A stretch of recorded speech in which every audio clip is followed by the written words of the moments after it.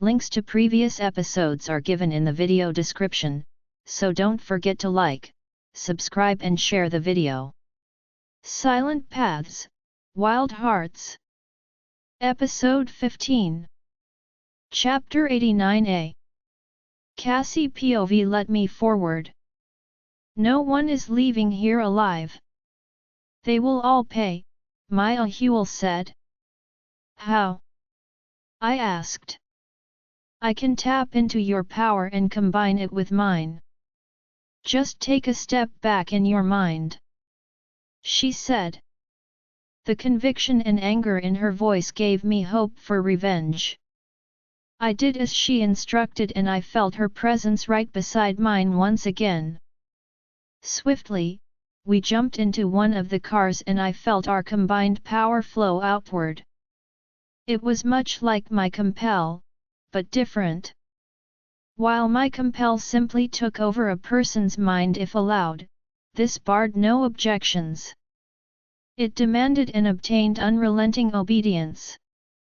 One by one, every vampire stopped and kneeled before me. Kill the remaining council members, I ordered. Gonzalo nodded and, one by one, they all dropped at the hands of my mate. Alpha, the guards, I said, leaving the choice up to him. They will fill the cells of your estate until a proper trial can be had, he said, and our warriors began knocking them out. I saw something move to the side and I saw Armin's father slinking off into the forest from where he'd been hiding. I let Maya Huel forward. She deserved this kill. I felt the excruciating yet fleeting pain as my body transformed into a black wolf and she dashed forward. Even with his vampire speed, he was no match for us. All of my powers as a vampire were now enhanced and improved now. Maya Huel jumped and tore his head from his body before her paws even hit the wet dirt. She turned us around to head back when we saw Dario at the tree line waiting for us. I let them have their moment as they rubbed against each other. I was happy to see he was getting his mate too. We are both his mates. He loves us both equally, just like you love both of them enough to share them with me, she corrected. Dario retreated and let Gonzalo forward. He knelt in front of us as he put his hands into her fur. My beautiful, powerful mates, he whispered, making Maya Huel purr and lick his face. We still have a lot to do. Can you let Cassie forward? He asked as he kissed her snout. I felt my body shift again and I was standing in front of Gonzalo. He walked a little back and handed me a long t-shirt while he put on a pair of shorts. Do you guys always carry these or are they magical? I asked. He laughed. Hazard of a wolf. Always carry spares in case you have to shift. Let's walk back. There's a lot to discuss about what happens from here. I'm still confused as to what happened. Why do I have a wolf? I asked. I think Kara will be the one with the full answers. The rest of us only have theories and partial answers, he said, kissing my temple. A few hours later, we were all sitting around the living room of the estate. Adrien was still unconscious, but Elias could feel that he was okay. We left them both to rest in one of the bedrooms and Elias promised to let us know when anything changed. We called around the remaining elders and let them know they were expected to arrive at sunset tomorrow. Decisions would need to be made about what happened tonight. We had also called the European Werewolf Council to deal with Gavin, who Helios had captured and maimed before he could run away. The Crescent Moon ranked were flying out as we spoke and Theo and Nat would be coming along with them. I learned from Sebastian that while I thought Adrien was mad at me and refused to see me off, He had left earlier and taken a commercial flight to Italy. He saw us brought into the estate, called Sebastian about where to meet us, and he protected Gonzalo and I while he marked me and helped my Ahuel break free. Boy, was I in for the apology of my life. But first things first.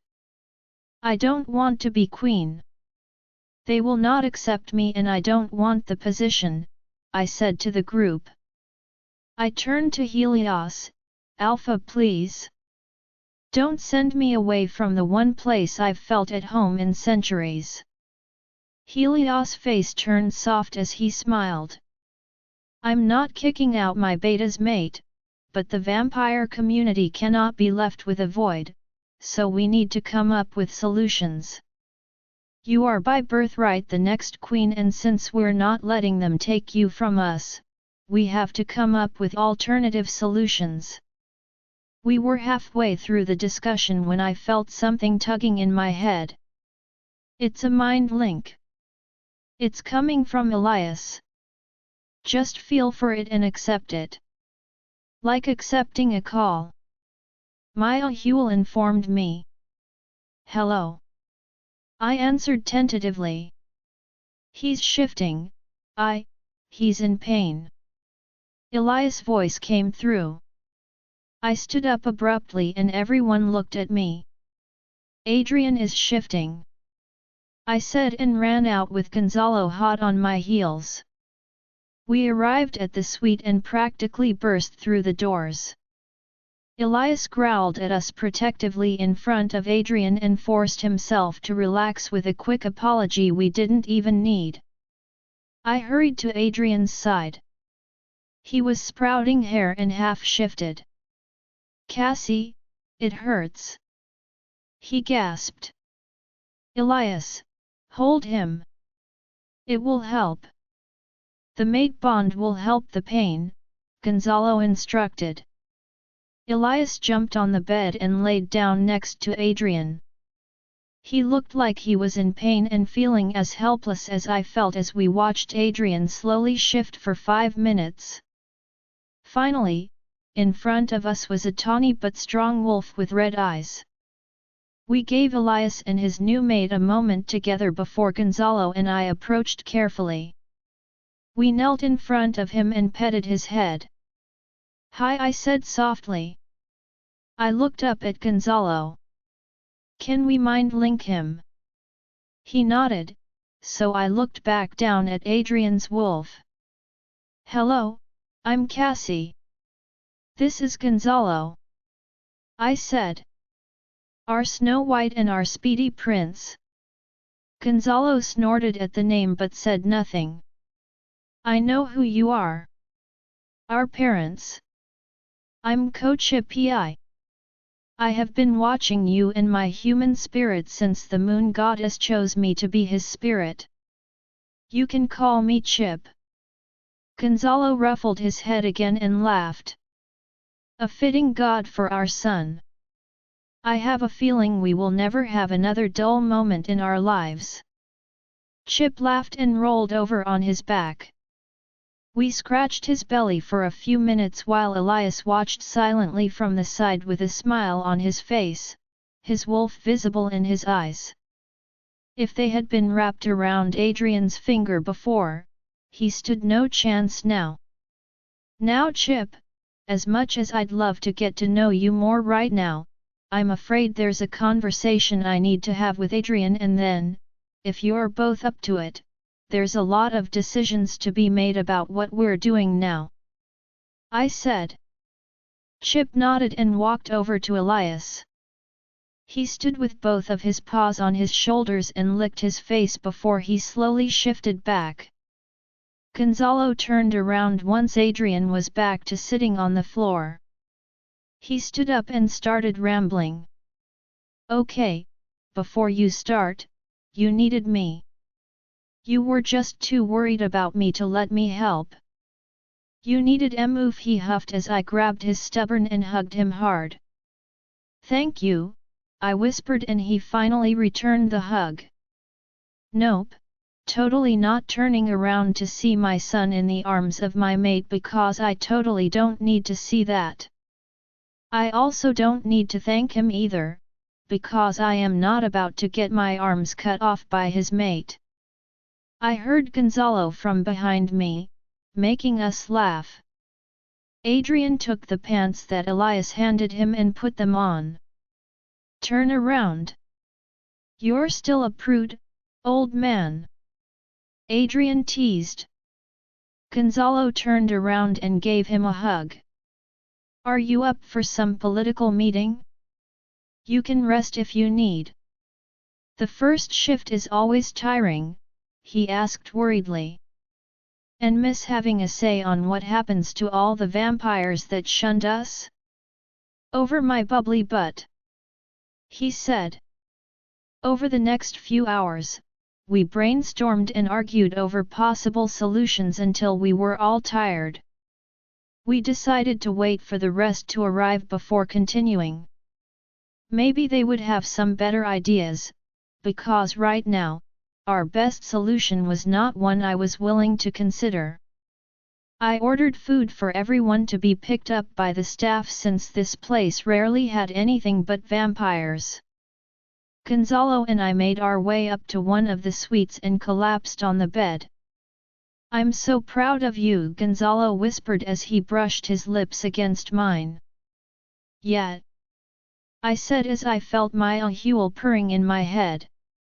Show me, mate, I said, and loved the way his eyes darkened at my challenge. Silent paths, wild hearts.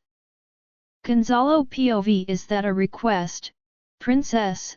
I asked. No, it's a demand, she whispered, and I saw her eyes quickly flash into the red of her wolf. Well, in that case, I have no choice but to obey my mate, my queen, and my goddess, I said as I kissed down to her neck. I looked at my mark still tender on her neck. I love seeing my mark on this pretty neck of yours. No one will ever think of touching you or looking at you again. I growled as I placed a deep kiss and sucked on her mark. I felt her entire body arch against me. It set my whole body aflame as the sparks that were now twice as strong exploded where our skin touched. I discarded our clothing quickly, already addicted to those sparks. You're so beautiful and you're all ours, I said as I let Dario forward to appreciate the beauty of our mate. I noticed one of her eyes turned red and I smiled. Our mates are so beautiful. I'm going to worship you like you deserve, I said as I grabbed the belt from the floor, arms up. I instructed. A singular eyebrow rose in response, but she put her hands up for me. I wrapped the belt around her wrists and tied it to the bed frame. Is this okay? This doesn't trigger you? I asked before I continued. She smiled and shook her head. Good, because I'm about to make you scream my name. That's the only thing you will ever have to scream ever again, I said. Lalo, she moaned. When she finally pulled back, she smiled down at me before my ahuel and Dario both receded contently. Cassie and I lay snuggled together until we caught our breath before we cleaned up in the shower and where I took her again against the wall. As we lay back in bed after changing the sheets, I heard her breathing even out as she fell into a deep sleep. I couldn't believe it was finally over. We caught the rogue and all those involved. Cassie's seizures were gone and she had been blessed with another powerful spirit like herself. Now we just needed to find a way to get her away from this place and we could finally be together in peace. And that vacation, Dario commented before he curled up and went to sleep. I followed him soon enough but still felt like I had just fallen asleep when I heard knocking on the door. Cassie was up before I was and opened the door. I almost rolled my eyes seeing Adrien and Elias at the door. Sorry Gonzalo, you know how he is. Elias smiled at me as he handed me a cup of coffee. Is he always an early riser?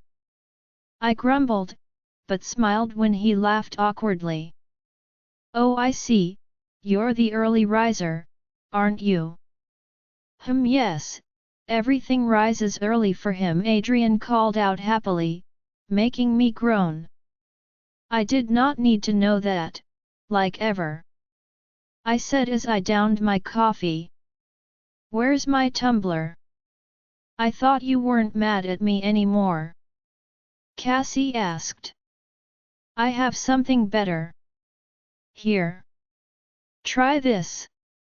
I was downstairs and Celeste is already here making croissants. Adrien said, holding out a butter croissant in front of her face. You brought me people food, she said skeptically as she eyed the piece of bread in his hand. Her nose flared as she sniffed it. Yep. We're hybrids now. I smelled something heavenly and Celeste let me grab a piece. I've eaten 4 already. They're great. I had forgotten how good food tastes, Adrien chirped. Cassie took the piece of bread from his hand and examined it like it was a piece of alien remains. Finally, she tore the tiniest piece of croissant and put it in her mouth tentatively. Everyone watched with extreme curiosity to see what her reaction would be. She put another slightly bigger piece of bread into her mouth and finally made a happy sound and ate the rest of the bread. So you can eat food now? What about blood? I asked. Her eyes glazed over slightly and when they cleared she answered, Maya Huel said we can do either one. I stood up and went to hug her. This is great. Mama Isabel is going to get you so fat trying new foods. Wait until you have some tamales. They are my specialty, I laughed as I twirled her around. Then something occurred to me. What about the sun? Both she and Adrien froze and started talking to their wolves. Maya Huel doesn't see why not, Cassie answered and she looked excited. Lalo, maybe I can see the sunset. Is it up right now? I want to check. No, it's not up. It's past sunset already. Maybe we can see the sunrise. They both looked at me. I shrugged, I don't see why we can't try it, but the first sign that it's hurting you and the experiment is over. Got it. They both nodded at me as if they would truly listen to my orders. I shook my head with a laugh as I grabbed a pair of jeans and a shirt and went into the bathroom to change. Cassie followed behind. We went down and I watched as a fascinated Cassie and Adrien devoured a little of everything Celeste had cooked until I made them stop before they made themselves sick. I had to remind them that Celeste could always cook for them when we got home before Elias and I could drag them back into the conference room where everybody was waiting for us. It took a few hours for us to come up with a viable plan and we still needed to convince the remaining elders to go along with it. Not that we were giving them much choice. Adrien left for a little bit and came back an hour later with a bag for Cassie and me. We needed to be presentable for this but I thought he went a little overboard. He insisted everything, including our clothes, needed to make a statement and I gave up the battle and went to get ready. I showered and shaved and put on my full black suit and red tie while Cassie and Adrien argued about makeup in the bathroom. Elias had already changed into a formal shirt and pants and so we sat while the other two continued to fight for close to an hour. Gonzalo, are you guys ready? The main hall is already filled. They are getting restless. Theo mentioned. Almost. I'll tell them to hurry. I answered and closed the mind link. I was about to stand up to knock when the noise in the bathroom finally went quiet. I looked at Elias, who was also looking at the door expectantly. I saw the doorknob turn and held my breath. Big mistake, as what walked out of that room took my breath away. Gonzalo POV, she was a goddess in red. My goddess. She was wearing a blood red off-the-shoulder dress with a slit almost up to her hip. It accentuated all of her subtle curves and muscles. Her makeup, which was usually non-existent except for tinted lip gloss, was made up of metallic red and black eyeshadow and blood red lips.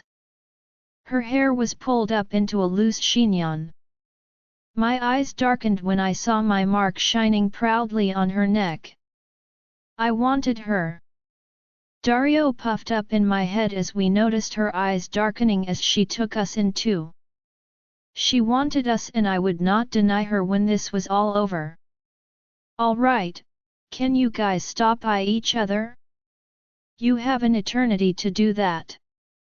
Let's get this mess over so we can go home, Adrien interrupted, and I almost growled at him but could not get a single sound out as Cassie started walking towards me, her strong-toned leg playing peekaboo with me. She closed my mouth and laughed. Nat said they are waiting. You ready, mate? I could only nod and offer my arm to her. Elias and Adrien went in first through the side door. After they linked us that they were in place, I let go of Cassie's hand and stood at her side, slightly behind her. No. Never behind Gonzalo, she said firmly and pulled me next to her. The doors opened and we walked inside. I was proud of the way Cassie held her head high as we walked through the whispers. She really was born to be a queen.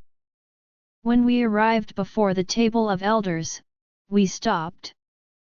Thank you for coming today, elders. There are very important things to discuss today. She began. Where is the council, and the king? One of the elders asked. They are dead, along with my sister and a few of Guardian Moon's pack members, she responded. Loud whispers and gasps rippled through the hall. How? One of the female elders asked. My sister discovered corruption taking place within the council. She attempted to get my father's help and they killed him and framed her for the crime. When she approached me for help, we discovered that the corruption went deeper than just financial corruption. 4 of the 5 members of the council and elders, Dante here, she pointed at the elder on the far end, were in league with a so-called leader of the rogues. Together they have spent over 3 decades kidnapping and experimenting on werewolves and vampires. We are still going over all of the documentation we have to determine if more people were involved. Dante tried to run, but Marcus and Helios were on him before he could get very fast. Ladies and gentlemen, may I introduce to you Alpha Helios of Guardian Moon and Alpha Marcus of Crescent Moon. They are here with the European Werewolf Council, as well as the support of the American Werewolf Council. They have all seen the evidence of what I've just said. I will now let Crescent Moon's tech show you. Once you've seen the proof, we will continue with this conversation. She said as we sat on a set of chairs we had set up next to the steps to the throne chairs. The lights dimmed and Evergreen was in his element. Our biggest piece of evidence was a recording of the meeting we had before we were hit with tranquilizers. Knowing they might pat us down, we had installed a recording device under the bumper of the rental car. Helios had remembered to retrieve it before they left Paris. Adrien had also placed his burner phone to record on the cliff. When everything was done, the hall had fallen into a shocked silence after watching their king and queen die at the hands of the previous queen. The biggest shock for them was watching as Cassie made everyone kneel. The video conveniently ended before they could see her transform into her wolf. Cassie and I walked back in front of the elders when the lights came back on. I expected a lot of reactions except the one we got. One by one, most of the elders knelt in front of her. The entire hall followed suit. 3 elders remained standing. I don't see the reason why you should rule. You are disgraced and stripped of your title. You may have been able to compel weak guards and council members, but that won't be the case with us. There is surely someone more suited for the crown than you, and we will most certainly not be ruled by a werewolf. One of the elders spoke up and the remaining elders nodded despite the nervousness I could feel emanating from them when all of our people growled lowly at her words. Cassie only smiled and bared her teeth. Will you challenge me for the throne then? Or will you ask my cousin to do so? As the closest living heir to the throne, it is my birthright to take it without the approval of the council unless I am challenged for it and lose. The remaining standing elders looked at each other and slowly, one by one, they too knelt before their new queen. We had counted on Cassie's assassin reputation being enough of a deterrent to the challenge. Not that we didn't think she would win if one was stupid enough to challenge her. Cassie and I finally acknowledge everyone's pledge to their new king and queen of the vampires. The werewolf council and our family and friends all bowed to us slightly as well. We looked at each other before we took the other's hand and headed up to the throne seats. Changes will need to occur, ladies and gentlemen, Cassie said once we'd walked up to the platform with the 2 throne seats. For one, let me present to you your new king. My beloved, and my fated mate, Gonzalo. She met every elder's eye to see if any would dare to disagree. When none did, she continued, there will be no crowning ceremony. I will not celebrate ascending to the throne under these circumstances. The death of my sister, your previous queen, will be mourned as the custom calls. There are some changes that will be taking place as soon as possible. I will be choosing a new council, and while we search, we will be looking into every candidate with a magnifying glass. What was allowed to happen cannot happen again. She warned, while I felt a pang of sadness through the bond. I took her hand in mine and gave it a squeeze. Next was the part that might not be received without resistance. Once the council has been chosen, they will have new rules and responsibilities. I will not remain in Italy to rule. She said and waited until the whispers quieted down. In fact, I don't expect to be anything more than a figurehead in a policing branch of the council. We will take a page out of the moon goddess' other children. An American Vampire Council and a European Vampire Council will be formed. They will each be in charge of their given hemisphere. They will report directly to me and my personal council. We will do routine checks on these council members to make sure that they are serving the vampire people with the vampire community in mind and not for personal agenda. I beamed proudly as I saw each member recoil when she let her power flow outward and make eye contact with each of them. Make no mistake, elders. You may have treated me like trash for 200 years and made me into a pariah among my own kind, but I am not without connections. I have eyes and ears everywhere, and I have the support of the werewolf community. I see someone step out of line and I will take decisive and firm action. I am not my sister. I am not afraid of getting my hands dirty. Is that understood? Slowly, The elders nodded. One stood up. If your highness will not reside in Italy, what happens with the estate? This has been a family home as well as a central gathering place for the council for hundreds of years. That will remain as such. I am putting Sabina Castagnoli in charge of the day-to-day maintenance of the estate. Anything that you require for the council meetings can be submitted through her. I will have personal contact with her in case of special requests. We will also be setting up an estate somewhere in the northern states for the same purposes for the American Vampire Council. And where will your highness reside? One member asked. Wherever I please. This is the 21st century. Should you require an audience, set up a Zoom meeting with my personal assistant. She motioned over to Adrien, who grinned at her wickedly.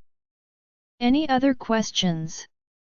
When no one spoke, we stood up. Very well, you're dismissed. The entire hall cleared out until only our friends and the Werewolf Council remained. Everything happened without me saying a single word, and I was so proud of my mate. That was amazing. Danny yelled when we were finally sure we were alone. Cassie let out her breath and a short laugh as she sat back and shook off her heels. I hate being in charge already. She pouted and everyone laughed at her.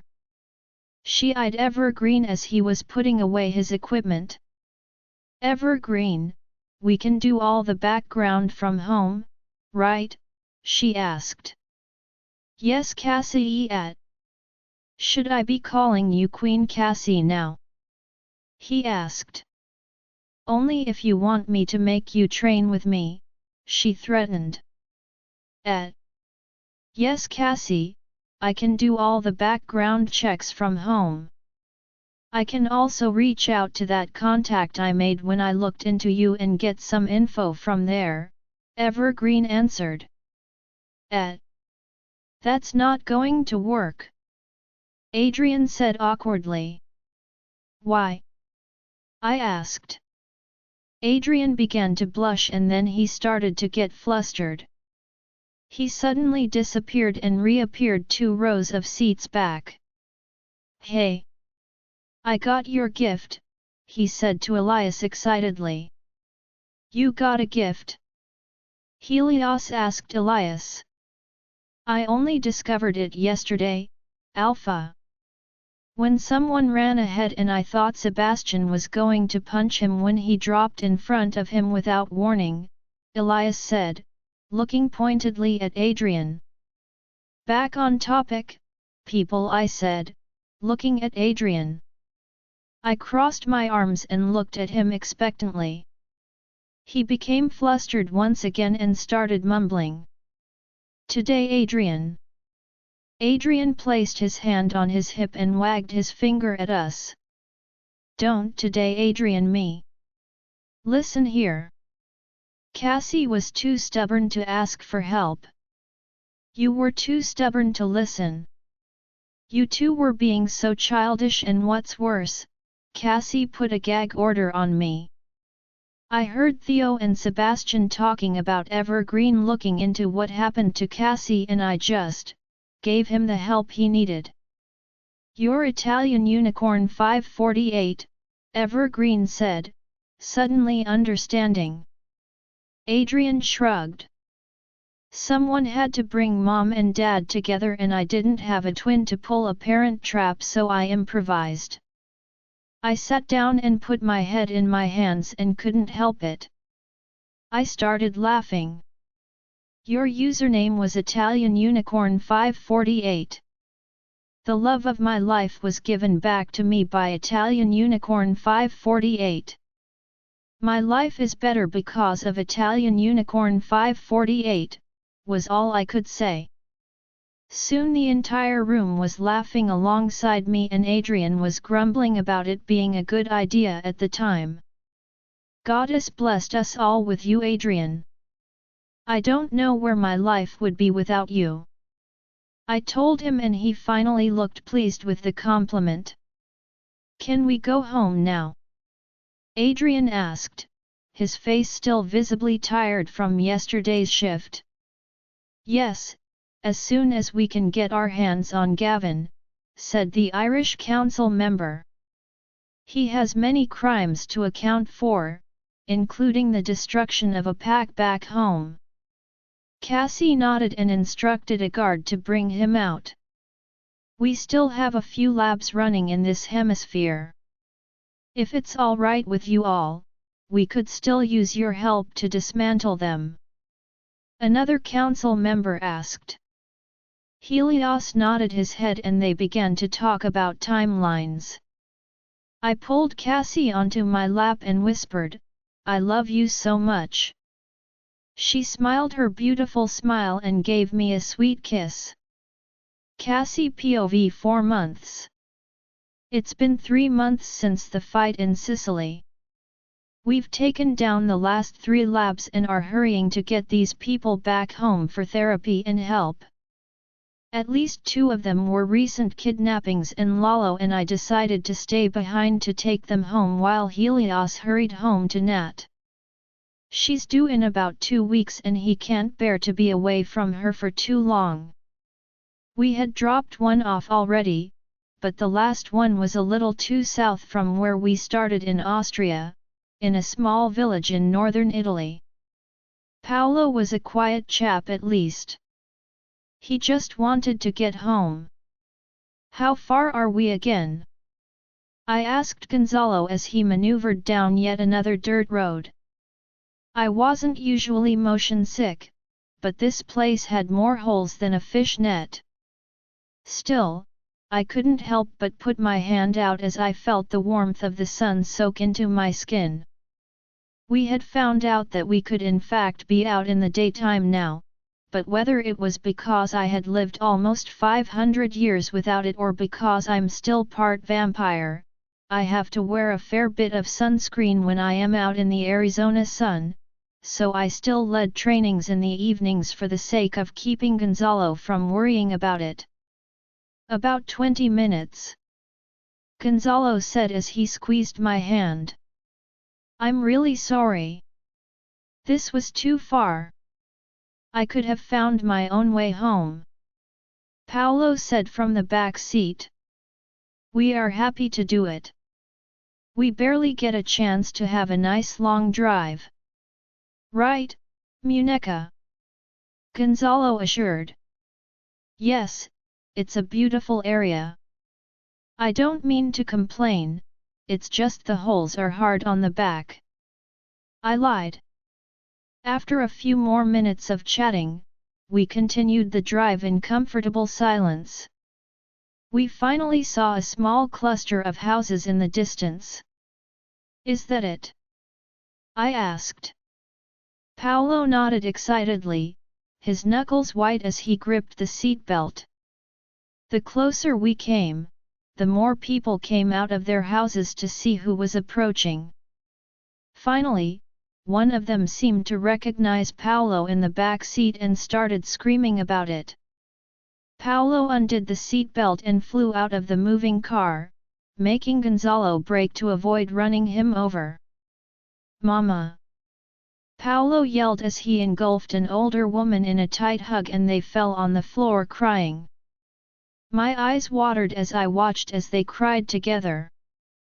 Gonzalo pulled me close and wrapped his arm around my waist. Everyone surrounded the small family and shouted happily. People began bringing out food and drinks and before we knew it, there was a party in the middle of the village.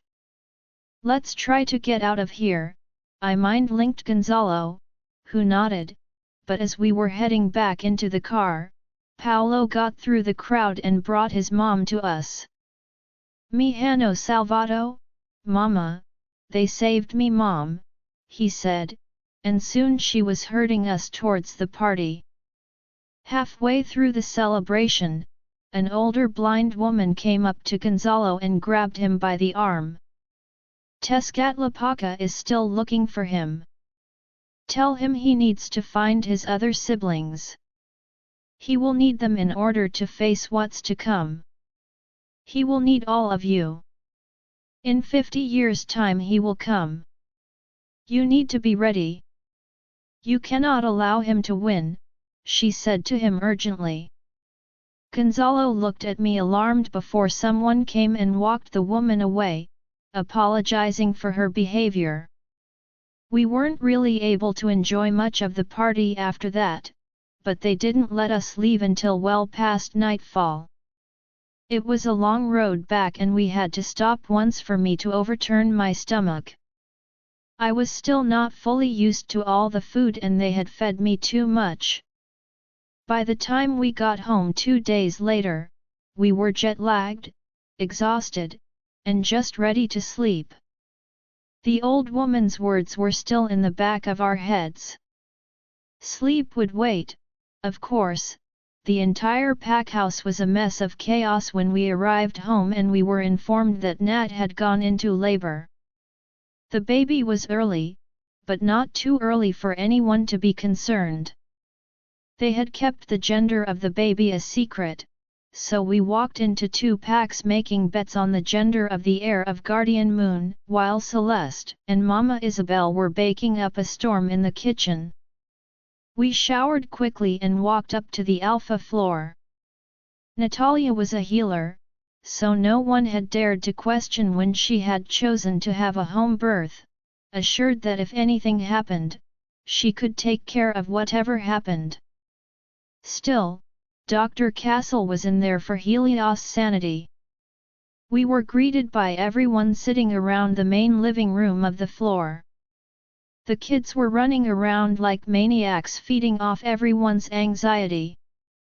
Theo and Sebastian had finally taken in a pair of siblings that had lost their parents in a car crash last year in Blue Moon. They were allowing the pair to decide if they wanted to stay, saying it's as much the pair's decision as it had been theirs. Looking at the older one playing with Corey and James, and the little girl sleeping next to Belarus, I doubted the children would be going anywhere. I saw Adrien playing with little Lucienne and the dreamy way Elias was looking at the pair. I doubted they wouldn't be next in line to adopt now that things were settling down. Thinking of getting a few. I mind-linked him. He looked startled at the question at first, but then he smiled as he looked down to see Lucienne trying to eat Adrien's hair. We were thinking of putting our names down in a couple of places. Just so we can get the ball rolling. He responded, I'm nervous. I've never had anyone depend on me. What if I'm not a good dad? You have people to help you. You'll both be amazing dads. The biggest thing a kid needs is love and you've both got more than enough for a soccer team. The rest, you will figure out as you go. I assured him. Thanks Cassie. He smiled and continued to watch his mate and little Lucienne play. 3 hours later, I was sitting at the edge of the living room on the floor with Lalo, soaking up all the love and happiness in the room, when I heard Natalia screaming and Helios roaring, making a few of the children startle awake. Valerie came out and let us know that she was now in active labor and pushing, so to not get alarmed at the sounds and that Helios was just reacting protectively to her pain. In other words, the man was a nervous wreck. Soon, Mama Isabel and Celeste ran into the room with a couple of containers of food and waited with us. We waited for another 45 minutes before we heard the cry of a newborn coming through the door. The little heir sure has a good set of lungs, Gabriel laughed as he held Camilla closer. Another 15 minutes later, the door opened. Everyone stood up as Helios emerged with a tiny bundle in his hands, a giant smile on his face and red-rimmed eyes. Can I present to you the heir of Guardian Moon, Coachil Anya del Sol, he said, grinning from ear to ear as everyone began cheering for the little girl. Once word got around, the entire packhouse was howling and roaring as they welcomed to the world their new little heir. After a while, people began to disperse to let the new parents rest. Celeste and Marcus saw Nat quickly before leaving. Theo and Sebastian visited them for a few moments before also heading down to put the kids to bed. Finally, Gonzalo and I entered the room to see a tired but happy Natalia on the bed while nursing little Coachil under a blanket. "Sorry, she was born hungry I guess," she smiled at us. "So she definitely takes after Helios then," Gonzalo teased, but nothing could possibly erase the grin from Helios' face right now. "I'm so happy for you both. I look forward to babysitting," I said. We chatted for a little while as I reassured Natalia that I was fine with taking over the Luna duties for a while as she got the hang of having a new baby at home. About 20 minutes later, we decided to let them rest and enjoy their newborn. And by we decided I mean I mind-linked Gonzalo, and forced him to give little Coachil back. Natalia stood up and put the baby down in the bassinet and walked over to hug us. I was surprised when she held onto me a little longer than normal and she was smiling when she pulled back. "What?" I asked. "Oh, nothing. I know when I have to come back from my maternity leave now," she said mischievously. "Hey?" I asked. Helios and Gonzalo also looked confused until I saw Helios' eyes widen with knowledge and he fist-pumped in the air before essentially screaming "Ha!" at no one in particular. "Care to enlighten me?" I asked, annoyed. Gonzalo was looking from Nat to Helios and back to Nat before his eyes widened and he looked at me. He dropped to his knees and put his head on my stomach. I was confused until I heard him whisper, "I can hear it." What I said before my ahule started jumping up and down in my head. "Pup," she yipped. My eyes watered as I put my hand on my flat belly. "Please tell me you're not kidding," I begged Natalia, who smiled and sniffled a little. "I wouldn't do that to you. You're 2.5 weeks pregnant, Cassie. Your scent should change soon. My daughter is going to have her beta partner in crime in less than 5 months." She laughed. I closed my eyes as the tears left my eyes and I listened closely. After a few moments of silence, there it was, as precious as it had been when I heard Lalo's heart beat again. A tiny heart beating inside of me. Lalo stood and grabbed my face and crashed his lips into mine. "I'm going to spoil you so much you're going to want to leave me after," he said with such intensity. I almost believed him, if I didn't know with every atom in my body that I couldn't live without him. He picked me up and ran to the door before he stopped. "Thank you, Nat. You've made me the happiest man in the world." "Well, technically she has. You know what I mean. Congratulations again on Coachil." He rambled before running us back down to our suite and making love to me the entire night. It wasn't until the following day that I brought up our trip to northern Italy as we snuggled in bed before we went down to breakfast. "Are we going to tell Helios what the old woman said?" "Yes, but let's give him a month. Let him enjoy his new little family before we give him something to worry about. We have 50 years to prepare," he said as he doodled on my belly with his finger. I nodded and kissed him. "Cassie POV, that sounds fair," I mumbled. You know what sounds more fair?" Theo said he would help with some duties so we can go on at least a week-long vacation next week. He mumbled as he sucked on my ear. "But, I don't want to let Nat down, I pouted. I really liked how close we had gotten over the last few months and I didn't want to leave the role she was entrusting me to help with while she recovered. You're not. It was her idea, Gonzalo answered. It took me the entire week to make sure everything was in order before we left for our trip. Gonzalo still hadn't told me anything about where we were going. He wanted it to be a surprise. The more annoying part was that we still hadn't found all 10 council members.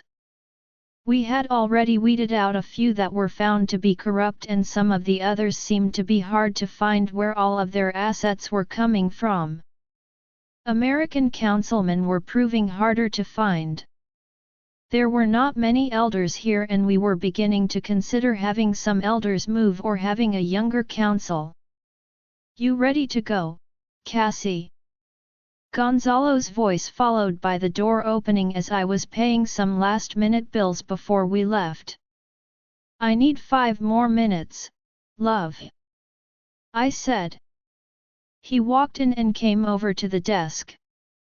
He turned my chair as I submitted the payment and pulled me up. Theo spent 1,000 years being in charge of bills. He will do fine. We won't get another chance for a while until the baby is older. Let's go enjoy this short trip. Okay, I said as I snuggled into him. Lately, his smell was becoming my own personal drug. Nat said it was a pregnancy thing. I wasn't complaining. How about a quickie? I asked as I walked my fingers along his chest. We can have all the quickies you want on the plane. Come on my little assassin, let's get on the road. He picked me up and walked us from our office. Wait, my bag. I protested. Already in the car. He countered as he put me down and led me to the front doors. Helios and Theo were waiting for us. Adrien came running from the kitchen, a piece of toast in his mouth. How are you not getting fat? You're always eating. I told him. What? I have a lot of food that I need to get reacquainted with. He said as he hugged me after stuffing the extra piece of toast into my mouth. We said goodbye and we got on the road. About 6 hours later, we were landing in Grande Prairie, Canada. I'm not sure I'm ready for this, Lalo. I said as he led me to a rental car. You don't have to be fully ready, Cassie. You just need to start healing that wound. Talk, or don't, but I know you need that hug. He answered with a squeeze of the hand. We drove another 4 hours north to a place called High Level. He found a 2-level house and parked outside. I got out of the car to find Braden waiting for us. I hadn't seen him since that night at the cliff. We still had a pending conversation. We walked inside the house and followed the voice beckoning us over. Over here, it whisper yelled. We found her in a room on the 2nd floor, rocking a baby. Hello sister, I said and Carissa smiled back at me. Hi Cassie. Come sit. Do you want to meet your nephew? He's almost asleep. She said quietly. I moved over and sat on the seat next to the bed. Gonzalo excused himself with the pretext of talking to Braden and I sat and watched as she rocked her baby to sleep. When my sister had fallen after killing our mother, Alpha Marcus, who had been a last-minute addition at Kara's request, had leapt down and saved her Carissa before she hit the ground.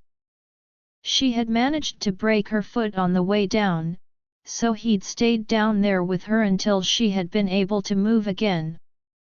When everyone had left, Carissa had begged me to help her run away. People had seen her fall and we had the video to prove it. She didn't want to be queen again. She just wanted to start over with her child and live a quiet life.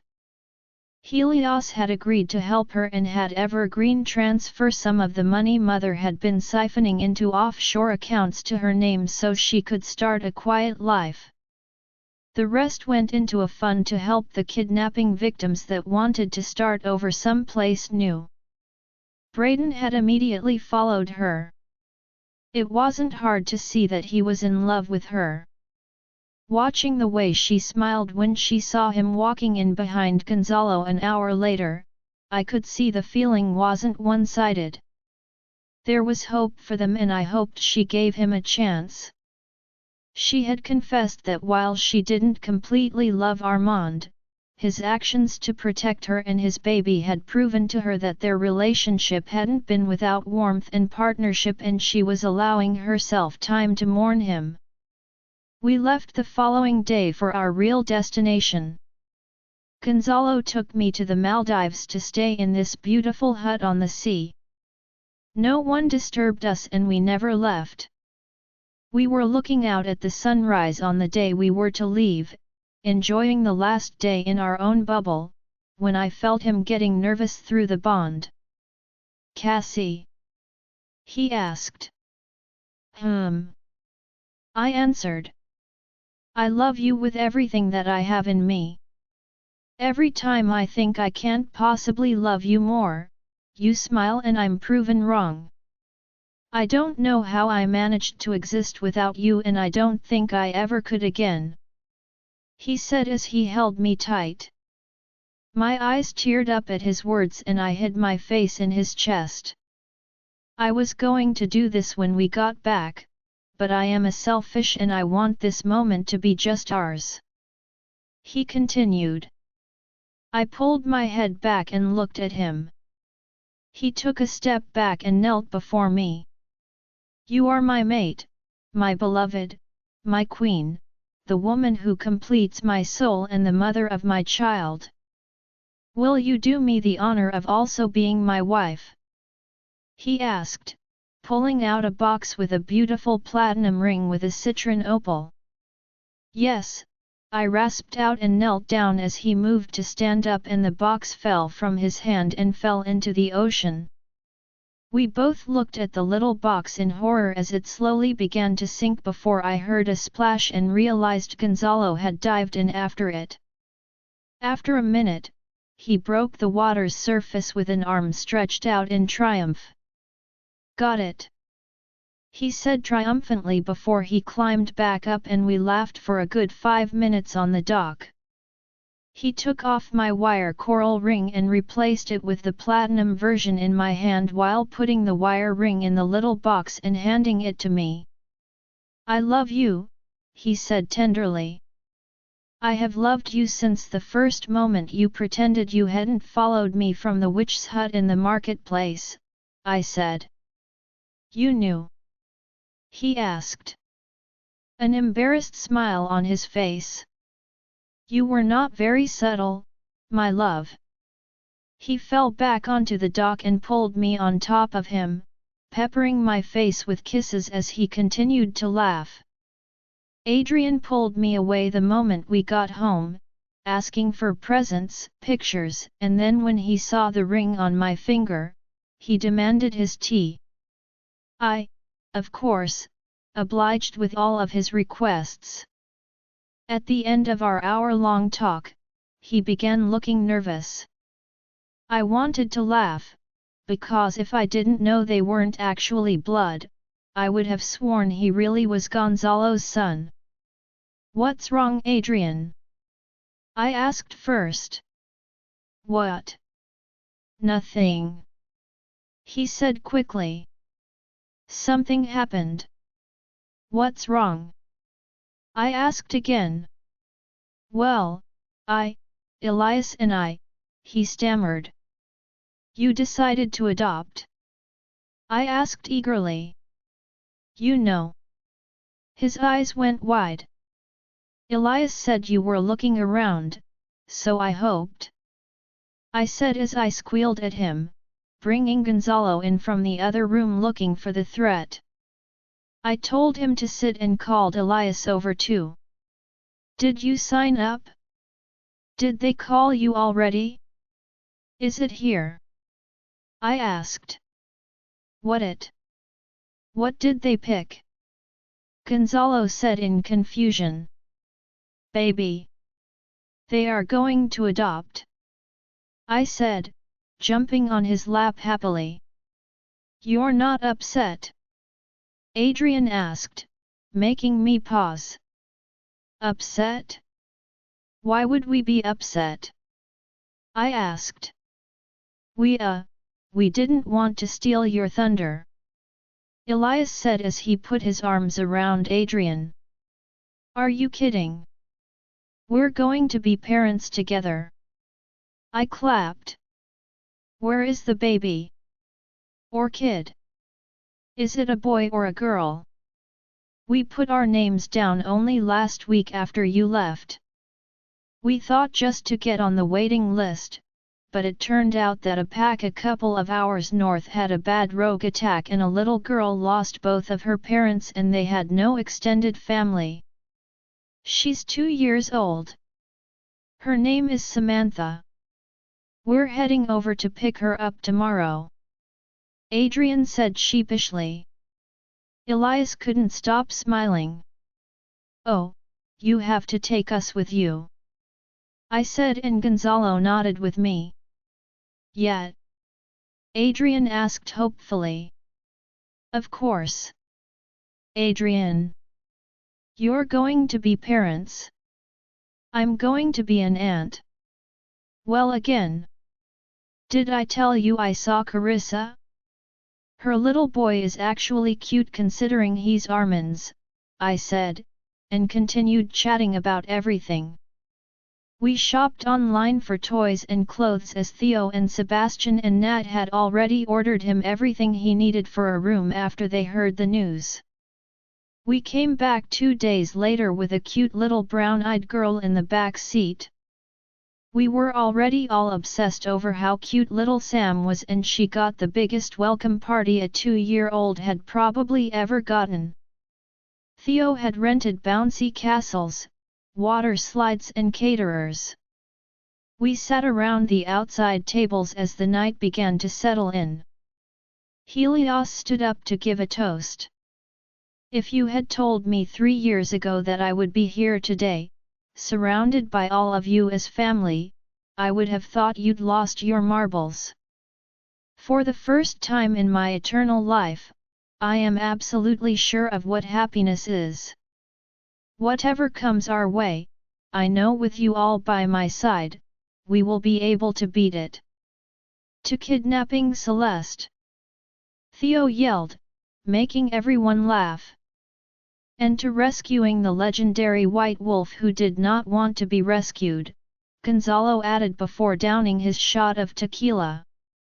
Celeste smiled and then we heard the words everyone had apparently been waiting to hear because the entire table burst into cheers when she said this was my vision, and it's even more perfect to experience it coming true. I smiled back as I felt Gonzalo's hand rub my stomach. Cassie POV 4 months later. Maybe we should have waited until after the baby was born. Look at me, I'm a whale. I said, looking down at my big belly. It had been fine and well until last week, when I felt like my stomach had grown overnight. Thank goddess Adrien had the mind to grab something that would accommodate my stomach in any size. Woman, his jaw is going to drop. You are drop-dead gorgeous. We knocked this one out of the park, if I do say so myself. He said as he pushed me in front of the mirror. I guess it was a perk that he had been paired with the god of the arts because he had somehow managed to make me look beautiful. The dress was a slightly crimped chiffon material. It started maroon at the top and transitioned into a beautiful violet before transitioning back to maroon. It was sheer from the knees down. What I loved were the sleeves.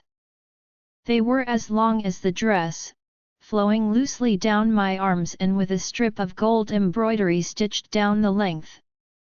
They made me feel like a Greek goddess. Aztec Mayahuel sneezed humorously. Right. It made me feel like an Aztec goddess. The top of the dress was adorned with gold stars in an asymmetrical pattern. There was a golden rope that wrapped under the breasts. The original design had it wrapping down to the hips. Adrien had altered it to wrap under my swollen breasts. More golden embroidery divided the layers of the dress changed from full coverage to sheer. I was wearing golden earrings and a small tiara that matched the stars on the dress. He had also insisted on doing my makeup and I had to admit the smoky purples and reds brought out my violet eyes. I have to pee, I said as I took one final look at the final result of Adrien's hard work. I walked as rapidly as I could into the bathroom and took a deep breath. I'd been having small contractions all morning but there was nothing, not even this temperamental child stopping me from becoming Lalo's wife today. I sat down on the toilet just in time to feel a sudden gush of liquid spill into the toilet. I think that was my water breaking. Listen here, little baby. I will make you a deal. You can keep me awake for days and nights and I won't at you if you let me get married in the next hour. I compromised with my bump. I took the lack of contraction as agreement and went back out into the foyer. Adrien and Elias and little Sam were waiting for me. The music began and Elias led my little flower girl towards the front. I looked at Adrien who was already tearing up.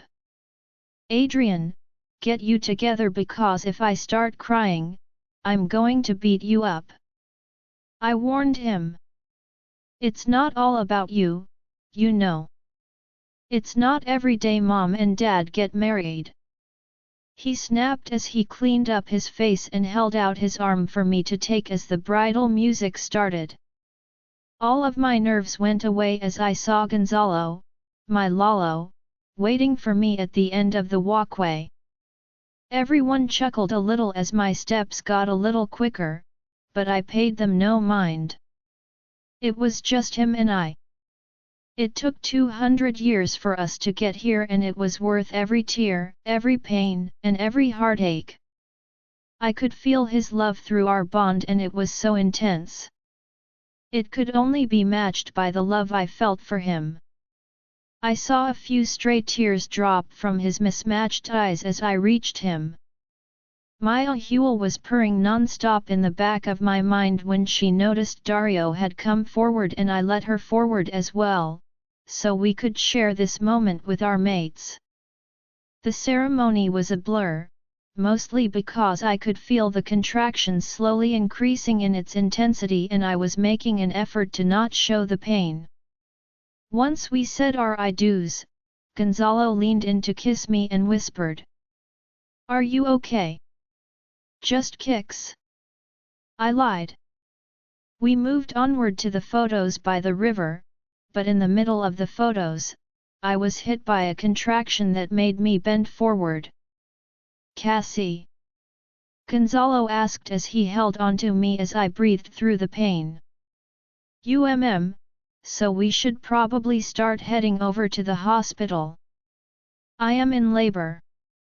I said. In labor? Dr. Castle! Gonzalo yelled. Dr. Castle came forward from the crowd. She's in labor. Fix it. Gonzalo said, panicking, and I snorted.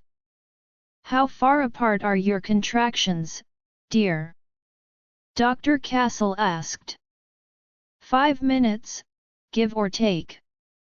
I said sheepishly. That's close. Has your water broken? He asked, eyeing my bump. Before the ceremony started, I mumbled without looking at anyone in the eye as I felt the blush creep up my cheeks. Well, I think we're almost there then. Shall we head to the hospital? He asked. Hospital, right. Let's go. Helios, meet us there. I'm having a baby. Gonzalo yelled before picking up Dr. Castle in his arms, and off he went, using his speed as he rushed off to the hospital. Except I was still here. Everyone started laughing and I waited to see how long it would take him to figure it out. Adrien, can you grab my bag by the door of our suite and meet us at the hospital? I asked as we all continued to wait. Of course, just as soon as, there he is. Adrien grinned as we saw Gonzalo speeding back our way, his face beet red. I felt thunder and the sky was getting darker. Gonzalo stopped in front of me and before he could grab me and whisk me away, I grabbed hold of his face.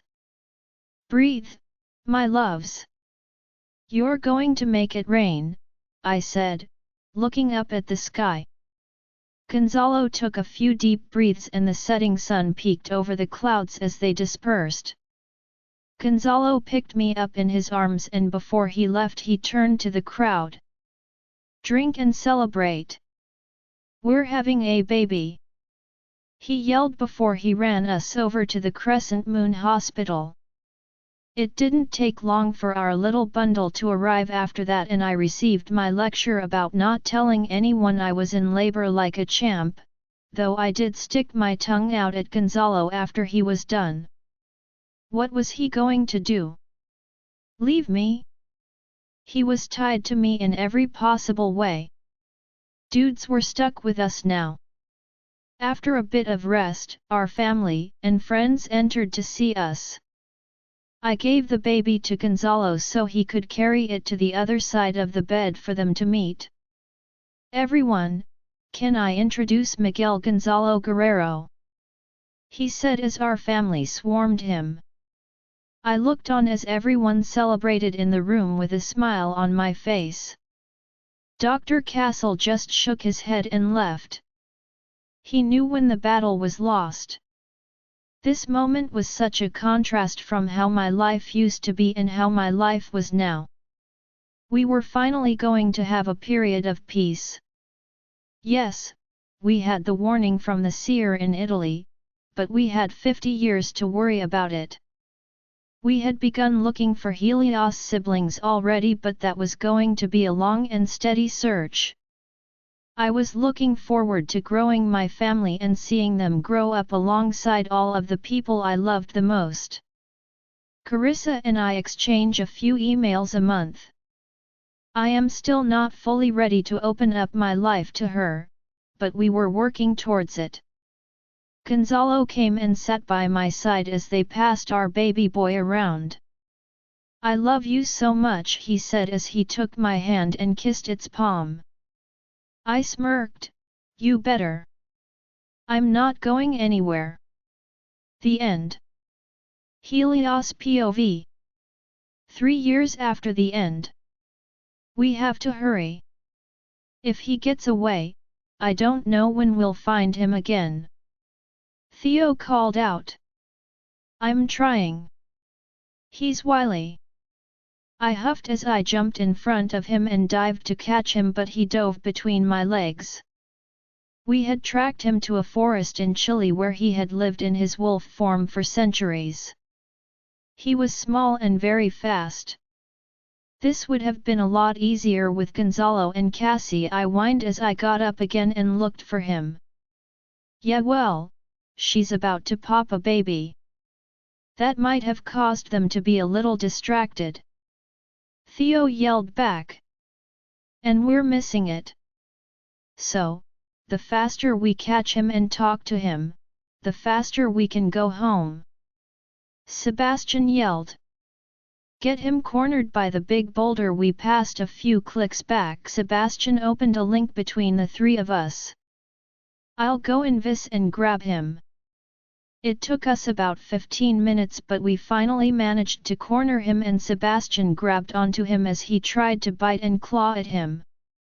Brother, please, we just want to talk. We need your help. I am Huitzilopochtli. I spoke in Spanish. Theo jumped on top of him, trying to hold him still as he growled and tried to fight himself free with renewed fervor.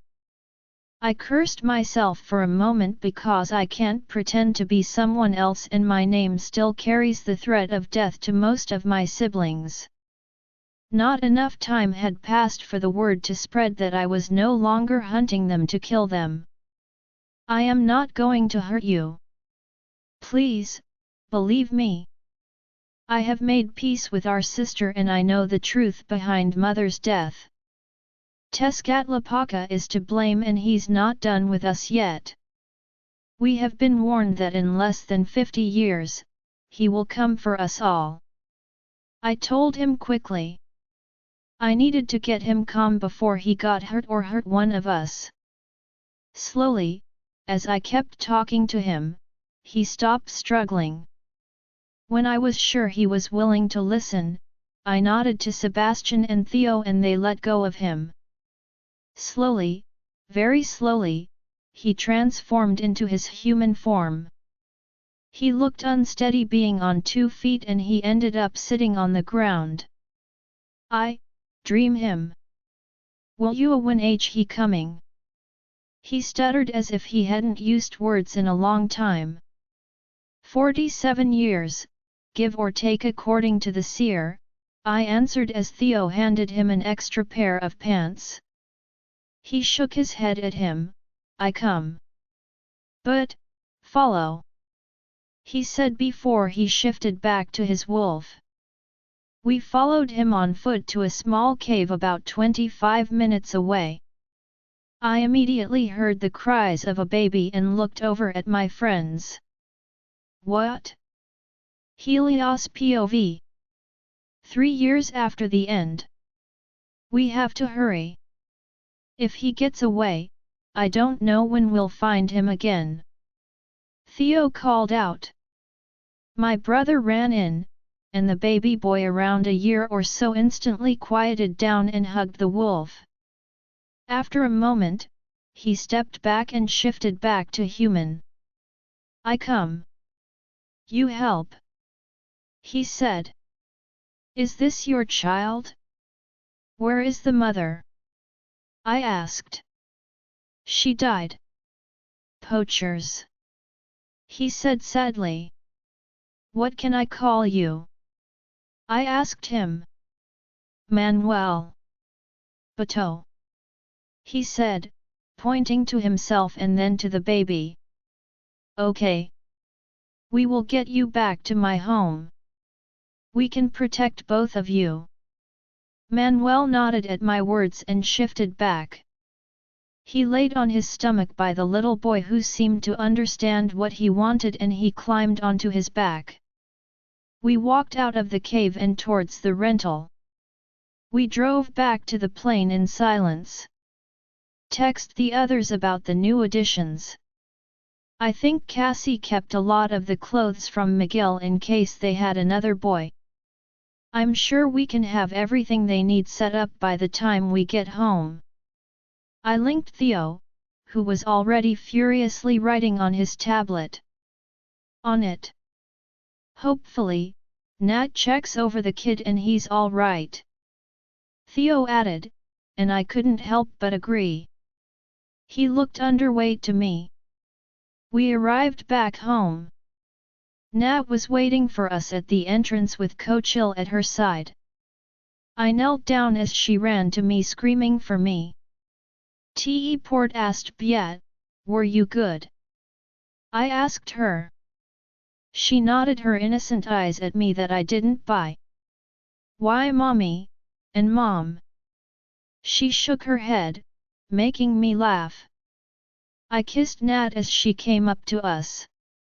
I turned to where Manuel was helping his kid out of the SUV. Can you check them before we let them sleep? I asked her. Manuel had a few wounds that weren't healing well and Bateau looked jaundiced in the light of the plane. Her features softened and she nodded. She approached and spoke to them like she would a spooked animal. Manuel growled softly at first but eventually let her look at little Bateau. After she had healed both of them, we set them up in a suite together. I had not been able to talk to him much, but I knew that my brother would have a long road ahead of him. "Where are Gonzalo and Cassie?" I asked as I lay in bed a couple of hours later, covered in a sheen of sweat after getting reacquainted. 3 days was a long time to be apart. "Hospital," Nat snuggled back into me. "Is it time? Are they having the baby?" I said, standing. "Adrien is going to link me when it's time." There was no sense in all of us being in the waiting room. "They only left about an hour before you showed up, amor," she explained, and I let her pull me back into bed. We talked a bit about the trip and the pack, and after another hour, Adrien mind-linked Nat. We met the others at the door and headed off to the hospital. After an intense 30 minutes, we heard the newest member of the family cry. After a while, the nurse said we could go inside. Gonzalo was holding a pink little bundle in his arms next to a happy but tired Cassie. Miguel ran up and he let him see her first. "Hey buddy, this is your sister. Isn't she pretty? Everyone, meet Kaya Zoraia Guerrero. She has her mommy's eyes," he said proudly. I finally got my turn at the baby and was struck by the little violet eyes looking up at me. "Look Coachil, you have another little cousin," I told my little girl as she pulled on my pant leg to see.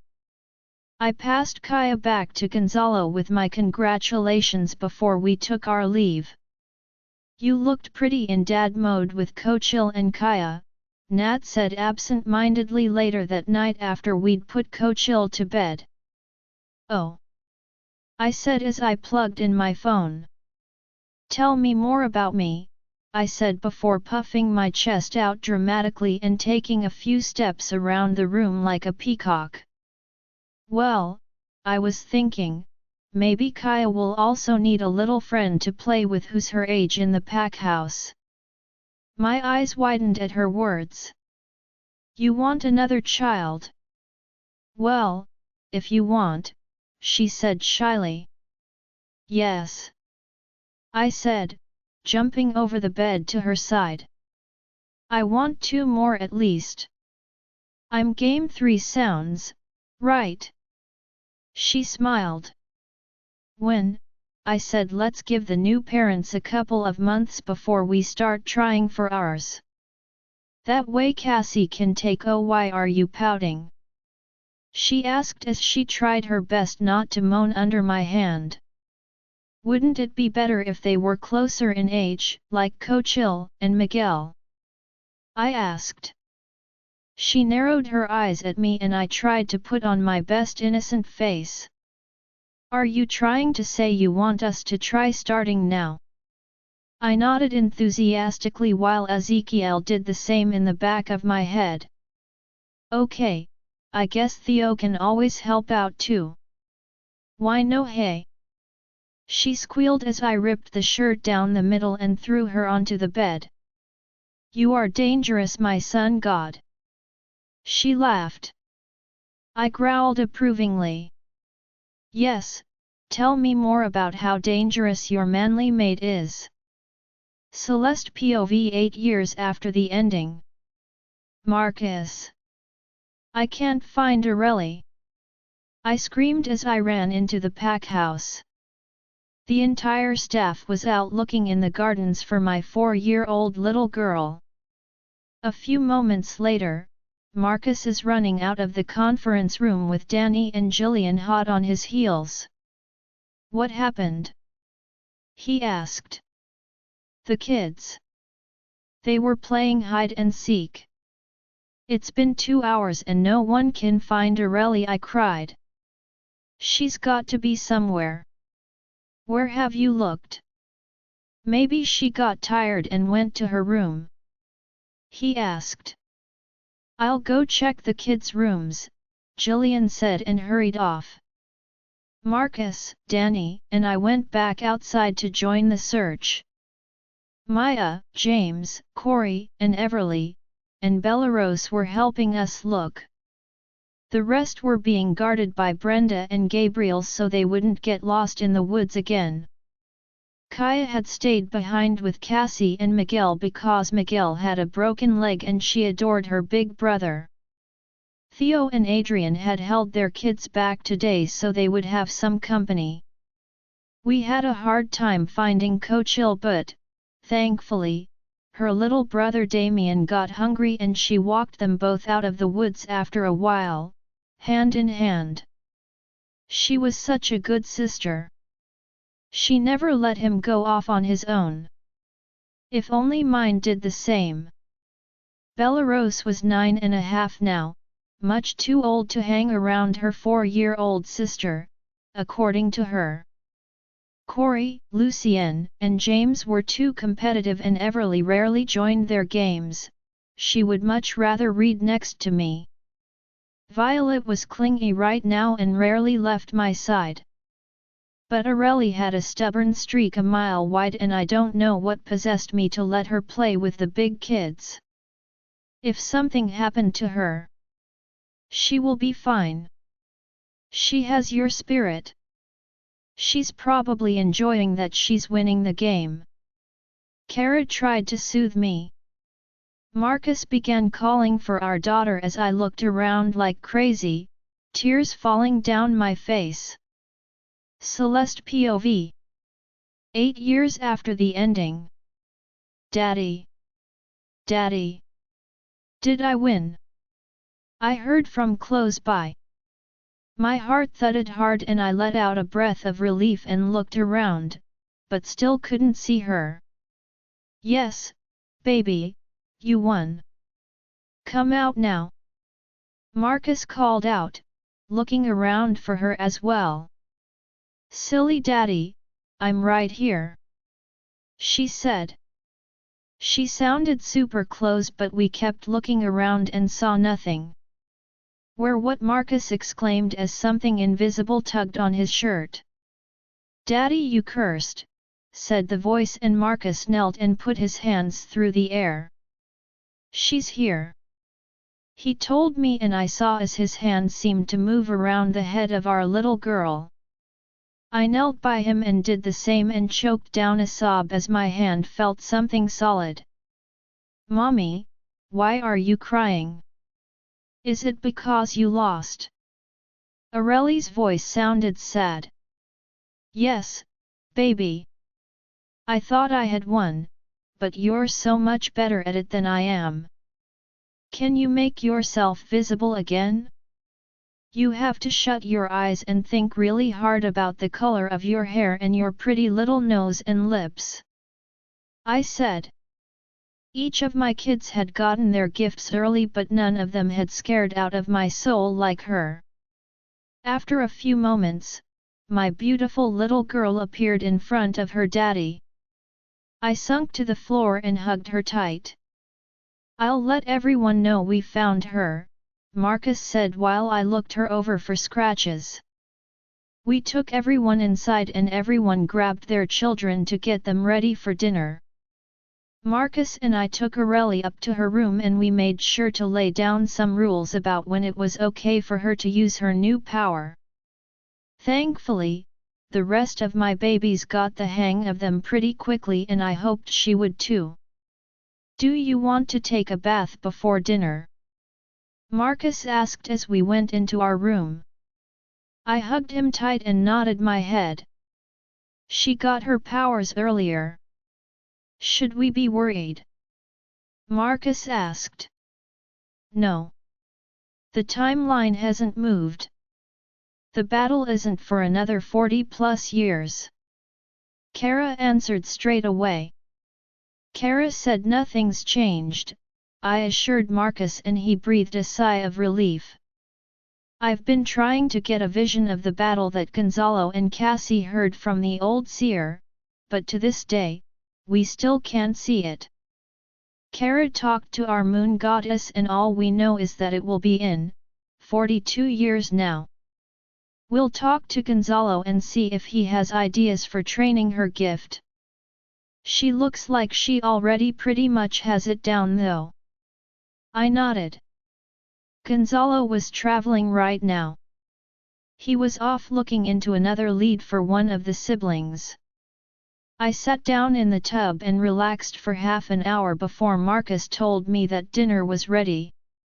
I sighed and looked at myself in the mirror.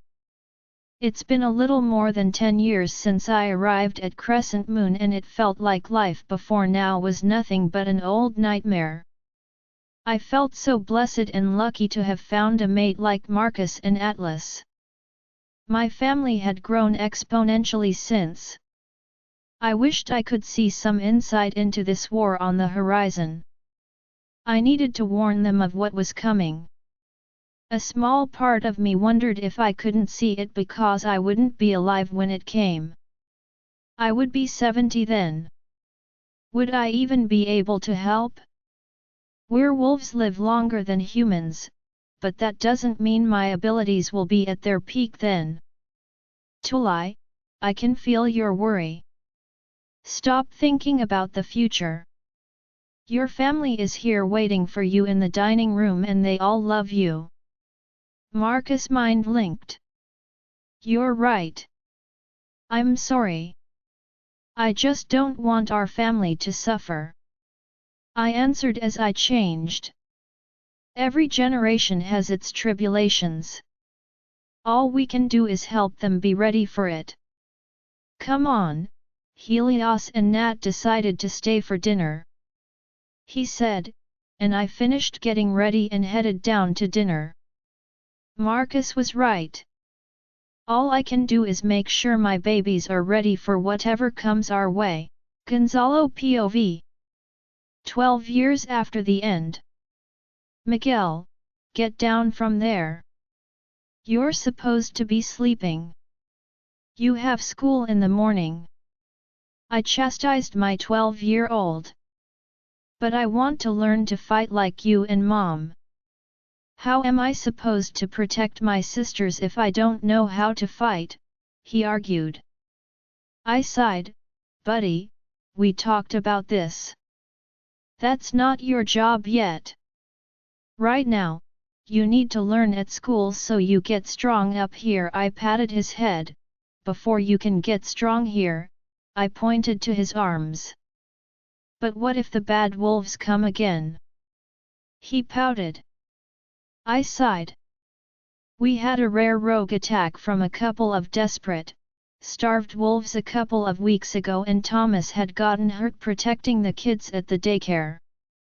When Miguel heard about it at school, he thought Ellie had been hurt and ran home.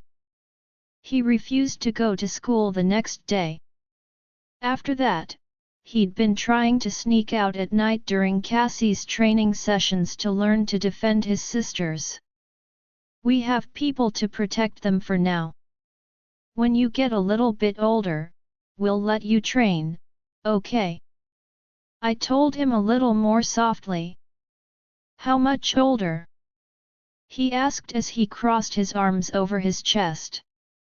16, I said. That's forever. He yelled, making me raise an eyebrow. Sorry, he mumbled. That's only 4 years, I assured him. Forever, he insisted. Tell you what. If you get all A's for the next few years, we'll let you train at 15 with your cousin Lucien. How's that? You'll be the youngest little wolf to learn to fight. I bargained.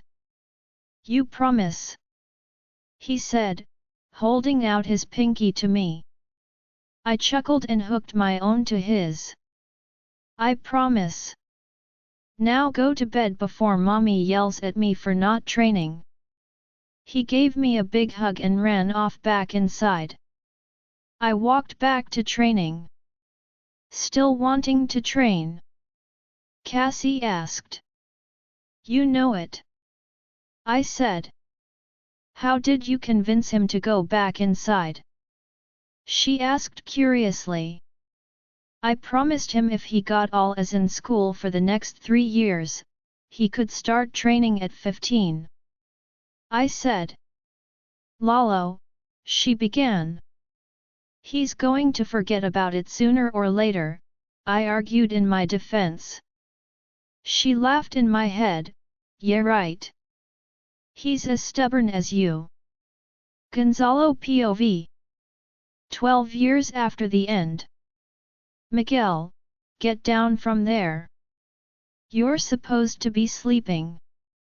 You have school in the morning. I chastised my 12-year-old. Dario laughed at the back of my head. She's got you there. Bet you $50 he forgets by next month. I said stubbornly. No. How about instead, you take the kids to the zoo by yourself and I get a day to just read a book? She countered. Deal. I said. 1 month later. Adrien grabbed Kaya. Ellie, get back here. I yelled after my 3-year-old before she could get lost in the middle of the zoo. Daddy, that looks like Uncle Percy. Ellie yelled while trying to get the attention of one of the wolves in the enclosure. But he's tiny. Why is Uncle Percy tiny, Daddy? Ellie, that's not Uncle Percy. I tried to hiss gently so she didn't attract too much attention. Unfortunately, she had also gotten Cassie's violet eyes and my tan skin and attracted a lot of curious glances as it was. Miguel beat me to her first. Ellie, those are real wolves. They bite. Come on. Let's go see the monkeys. Yes, let's go see the monkeys before Dad starts screeching like one, Adrien said as he looked at my face. Sam, her sister Tori, and Kaya were all holding hands at his side. Very funny. I huffed. You shouldn't have bet to take on all 3 monkeys by yourself, he said in his I told you so voice. I thought it was a sure bet. I shrugged. It was, for her. All Cassie had to do was mention training young wolves and Miguel ran to his homework. He laughed at me. She played dirty. I huffed. She played to win, he corrected. Thanks for coming with me. I would have lost a child on my own by now. I said as we reached the monkey enclosure. Don't worry about it. I had already told Sam I would bring them with you 2 weeks ago. He laughed. I laughed. I hate you guys sometimes. We were halfway through the park before I felt the hair on the back of my neck stand on end. Dario's hackles went up and he began growling lowly. You feel that? Adrien asked. Yeah. Someone's watching. Just keep going. I'll check to see if we're being followed. I instructed. I found the 2 trackers following us not too long after. They looked Hispanic, like me. Like Theo. I let Dario forward a bit and realized they smelled ancient. Like me. Like Theo. Someone sent these men. These men used to serve Helios, but I could tell they were not wolves like us. Their connection must have been severed long before we turned. We had only had 20 or so warriors desert us over the centuries. I wasn't sure who these guys were, but I would be finding out soon enough. We went to the parking lot as if we hadn't noticed the tail. Adrien got the kids inside the car before I ran up to them using my speed. Who are you? Why are you following us? I asked as I grabbed the first by the shirt and Adrien appeared behind the other. Both of them vanished into dark smoke and reappeared farther away from us.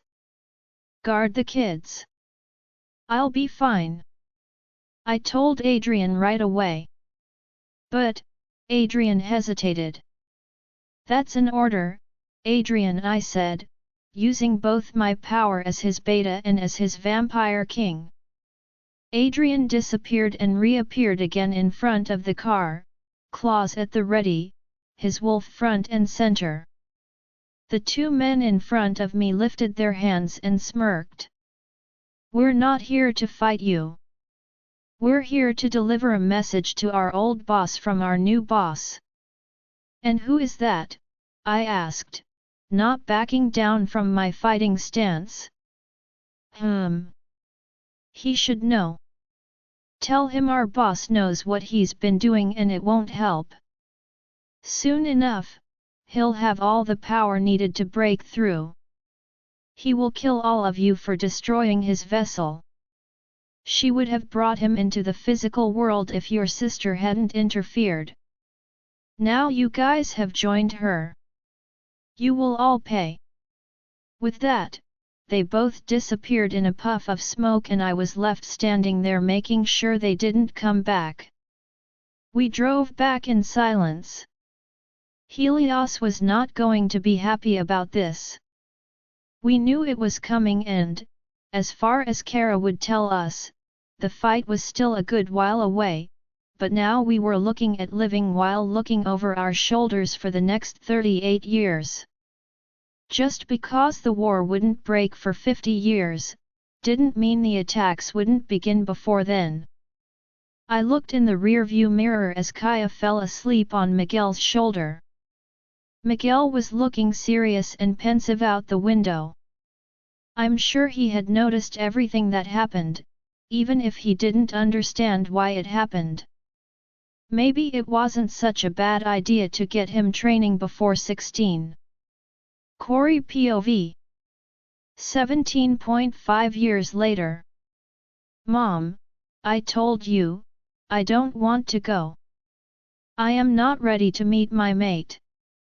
I want to go to college first. I heard my sister, Belarus, arguing with my mom from the open door.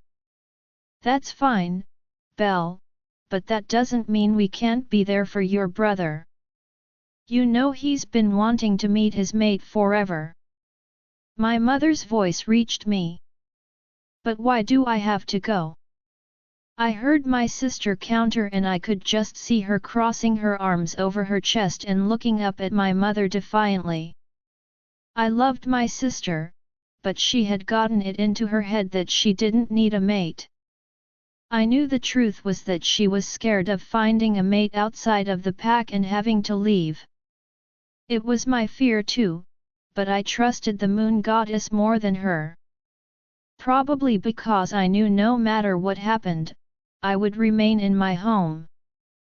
Because he's your brother and you love him, Mom said.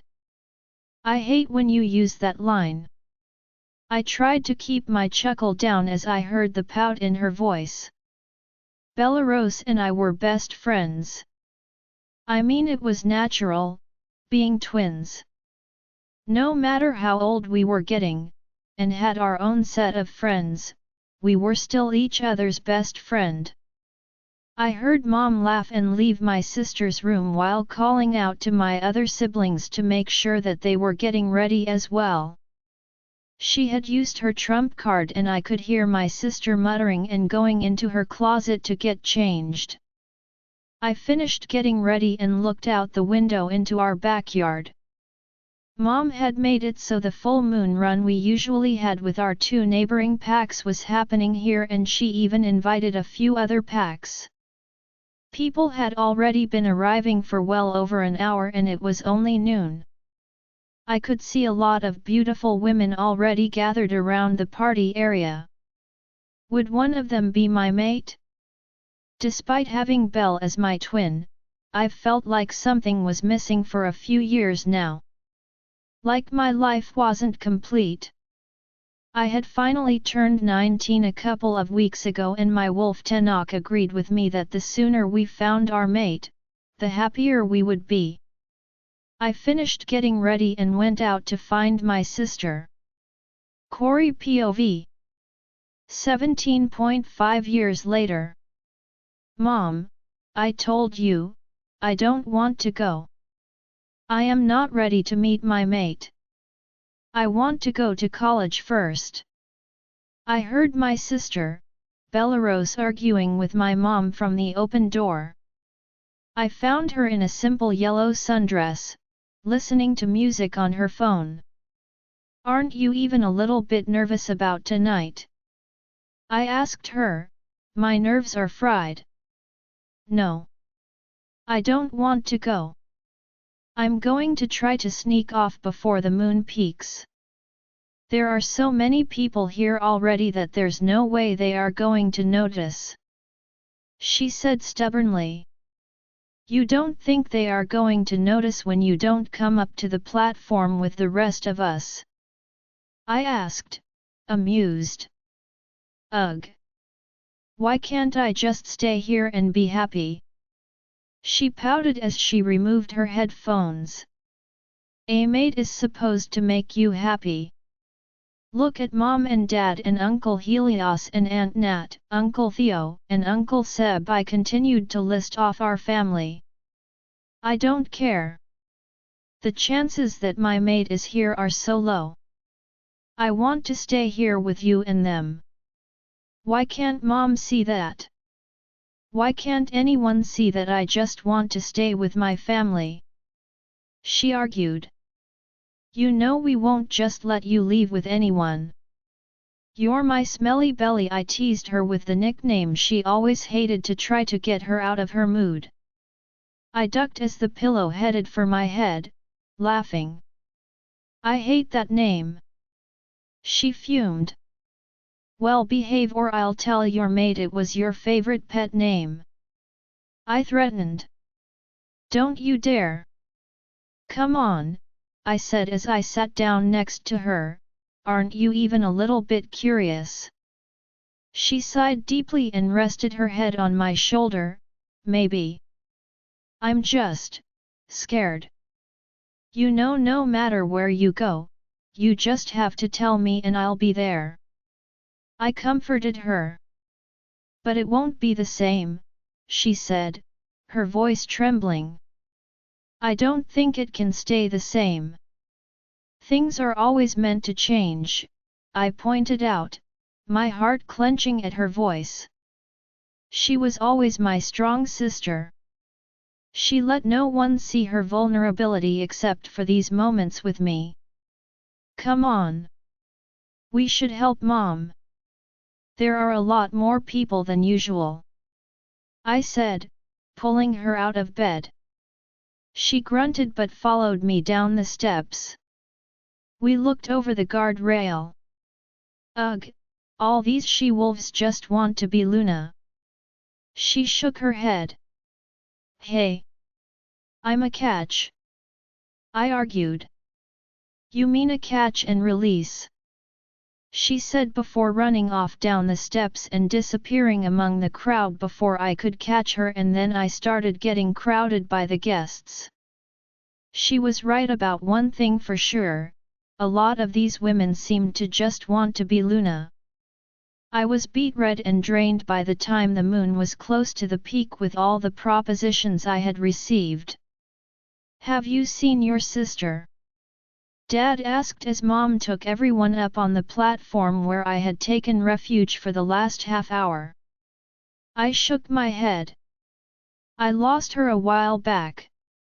Your mom is going to lose her if she hides. He sighed, his eyes glazing over as he tried to talk to my sister. I'm here, Dad. Don't get so worked up. I wouldn't let you guys look bad. She said. I know. You know how much effort she put into this one. Be nice to her, Belle. He said. I know. I'm sorry.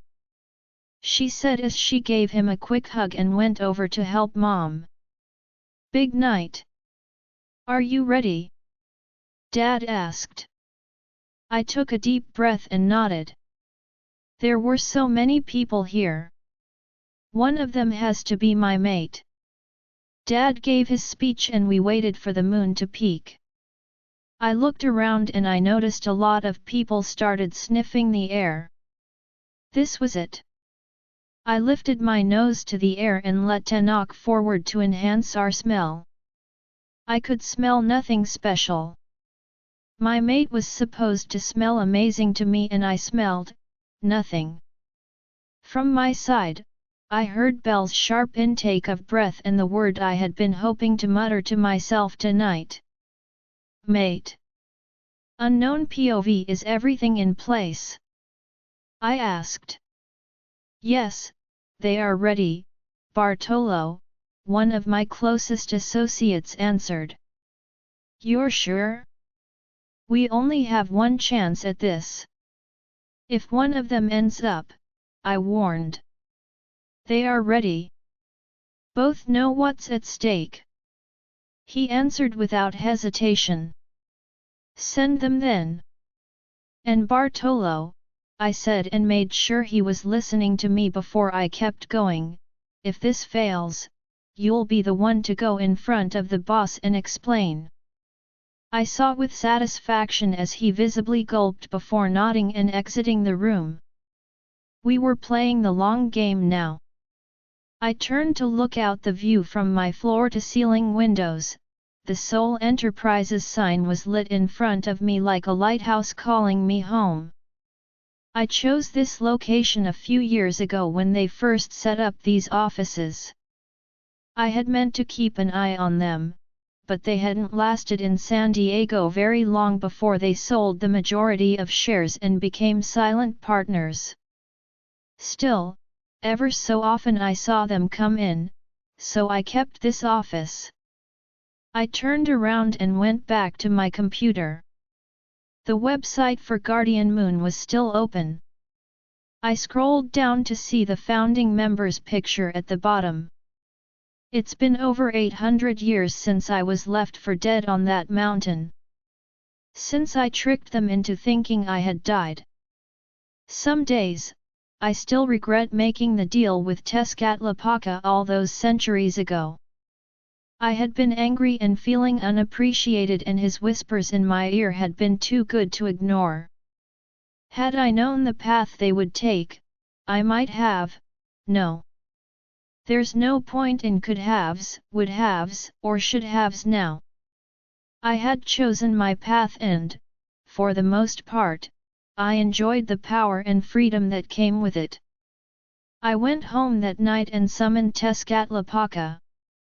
The battle all those centuries ago had left him weak, and while he could absorb some energy as needed, it was temporary. He also used a lot of it to influence certain things in our favor, which meant he never bothered to use his own energy to come onto this plane of existence. Teotl, God, Tezcatlipoca, I bowed as his shadow materialized in front of me from the pool of my blood in the middle of the incantation circle. Has everything gone to plan? He asked. Everything is proceeding as expected. The plants are on their way to Huitzilopochtli as we speak. We should start getting reports from inside their so-called pack as early as next week. I said with my head bowed. So you have nothing for me? He sneered angrily, making me snap my head up in surprise. Sir, I thought you would want to know that the plan is underway. I stammered. I felt a shadow tendril wrap around my foot and I was slammed against the china cabinet behind me. I am a god. Do not waste my time again or I will find another to carry out my plan. His voice bounced all over my loft. By the time I was able to stand, he was gone. I gritted my teeth and looked around at the mess. A few priceless pieces were now reduced to trash. Instead of cleaning, I walked over to the whiskey and poured myself a large glass. I walked over to my floor-to-ceiling windows overlooking San Diego. If things went right, this would all look very different in a few decades. Shame, I kind of like this city, I mumbled to myself. I threw back the remaining amber liquid in my glass before I went to the laundry room to grab the broom and dustpan. I called the escort service to cancel my usual girl. I was not in the mood for company tonight. What is taking so long for them to check in? You said I could trust them. I held Bartolo by the throat. It's been 2 months since we sent in our spies and we haven't heard a single word from them. You know they have massive tech security. They can't send anything out until they are allowed out of the pack grounds, Bartolo managed to choke out. I let go of his throat and walked toward my desk. We have to be careful. This will be our only shot. If they are discovered, we won't be able to get anyone else in. They have the support and friendship of many werewolf packs and the vampire community for discovering some sort of experimentation on their populations. He added. They have 1 month. 1 more month. If we have heard nothing by then, you will go before him and explain. You're dismissed, I said as I returned to my computer. Sir. There's more. I looked up to see Bartolo still massaging his neck. What? I ground out. We followed them to Chile, he said quickly. That got my attention. They hadn't been to Chile in years. Where exactly? Near Laguna de Torca, he answered, looking at the ground. Did they find him? I asked. We're not sure yet. They have been there for a few days but our tracker lost them in the forest. They are keeping an eye on their plane. If they come back with him, we'll know, he responded nervously. This is another failure on your part, Bartolo. You should have killed him when you could instead of just killing his mate. I hissed. Sir, it wasn't my fault he dove in front of him and we didn't have more arrow shards. He backed away, a hand going subconsciously to his bruised throat. Unknown POV, is everything in place? I asked. I want none of your excuses. Where are we with the remaining siblings? We need to find as many as we can before he does. They cannot interfere in what our God has in store for him, I asked impatiently. We have been looking at a couple of possible leads. They are not easy to find. They have been hiding from him for centuries, he explained. Time is not on our side here. If they figure out they are no longer hunted, they will seek him out. We cannot afford him making so many allies, I reminded him. But find them, I yelled. He scurried out of the room and left me alone in my office. Nothing was going right and I had to report next week. I picked up my phone and dialed the number I had memorized. I heard the click and a woman's sultry voice. Jerry's Pizza. What can I get for you? The off-the-menu special. Tonight. Have everything ready by 7, I said. Yes, sir. She stammered before I hung up. More satisfied that this day would end on a good note, I continued to work for the next few hours. When I finally finished, I headed down to my favorite warehouse in this city. It was unremarkable to anyone that didn't know what secrets were hidden inside. I drive into the hidden parkade entrance using my member card. I'm greeted by a valet the moment I make it into the underground parking lot. Master Yogi. Welcome to Forbidden Pleasures. It's good to see you again, sir, Your room is ready. I tried not to roll my eyes at the member code name I had been given by her. To preserve anonymity, every member was given a cartoon character nickname. Part of me wondered if I was given mine because I was brown. I walked through the double doors and blinked as the flood of light hit my eyes. The outside of the warehouse looks almost decrepit and abandoned. Nothing remarkable about it, but the inside is a different thing altogether. Opulence is found everywhere. Nothing is underdone. There's no elegance. It's not meant to be. This is a place where you get what you want and there's no limit to your desires for the right price. Lady Ariel came out of her office door. Her usual fiery red waves were in an updo. Her signature red lipstick and long nails are immaculate as always. Yogi, my favorite client. She purred. Hard week, darling? She asked as she dragged her red nails down my arm. I have. Is my off the menu ready? I hate small talk. Of course, it is.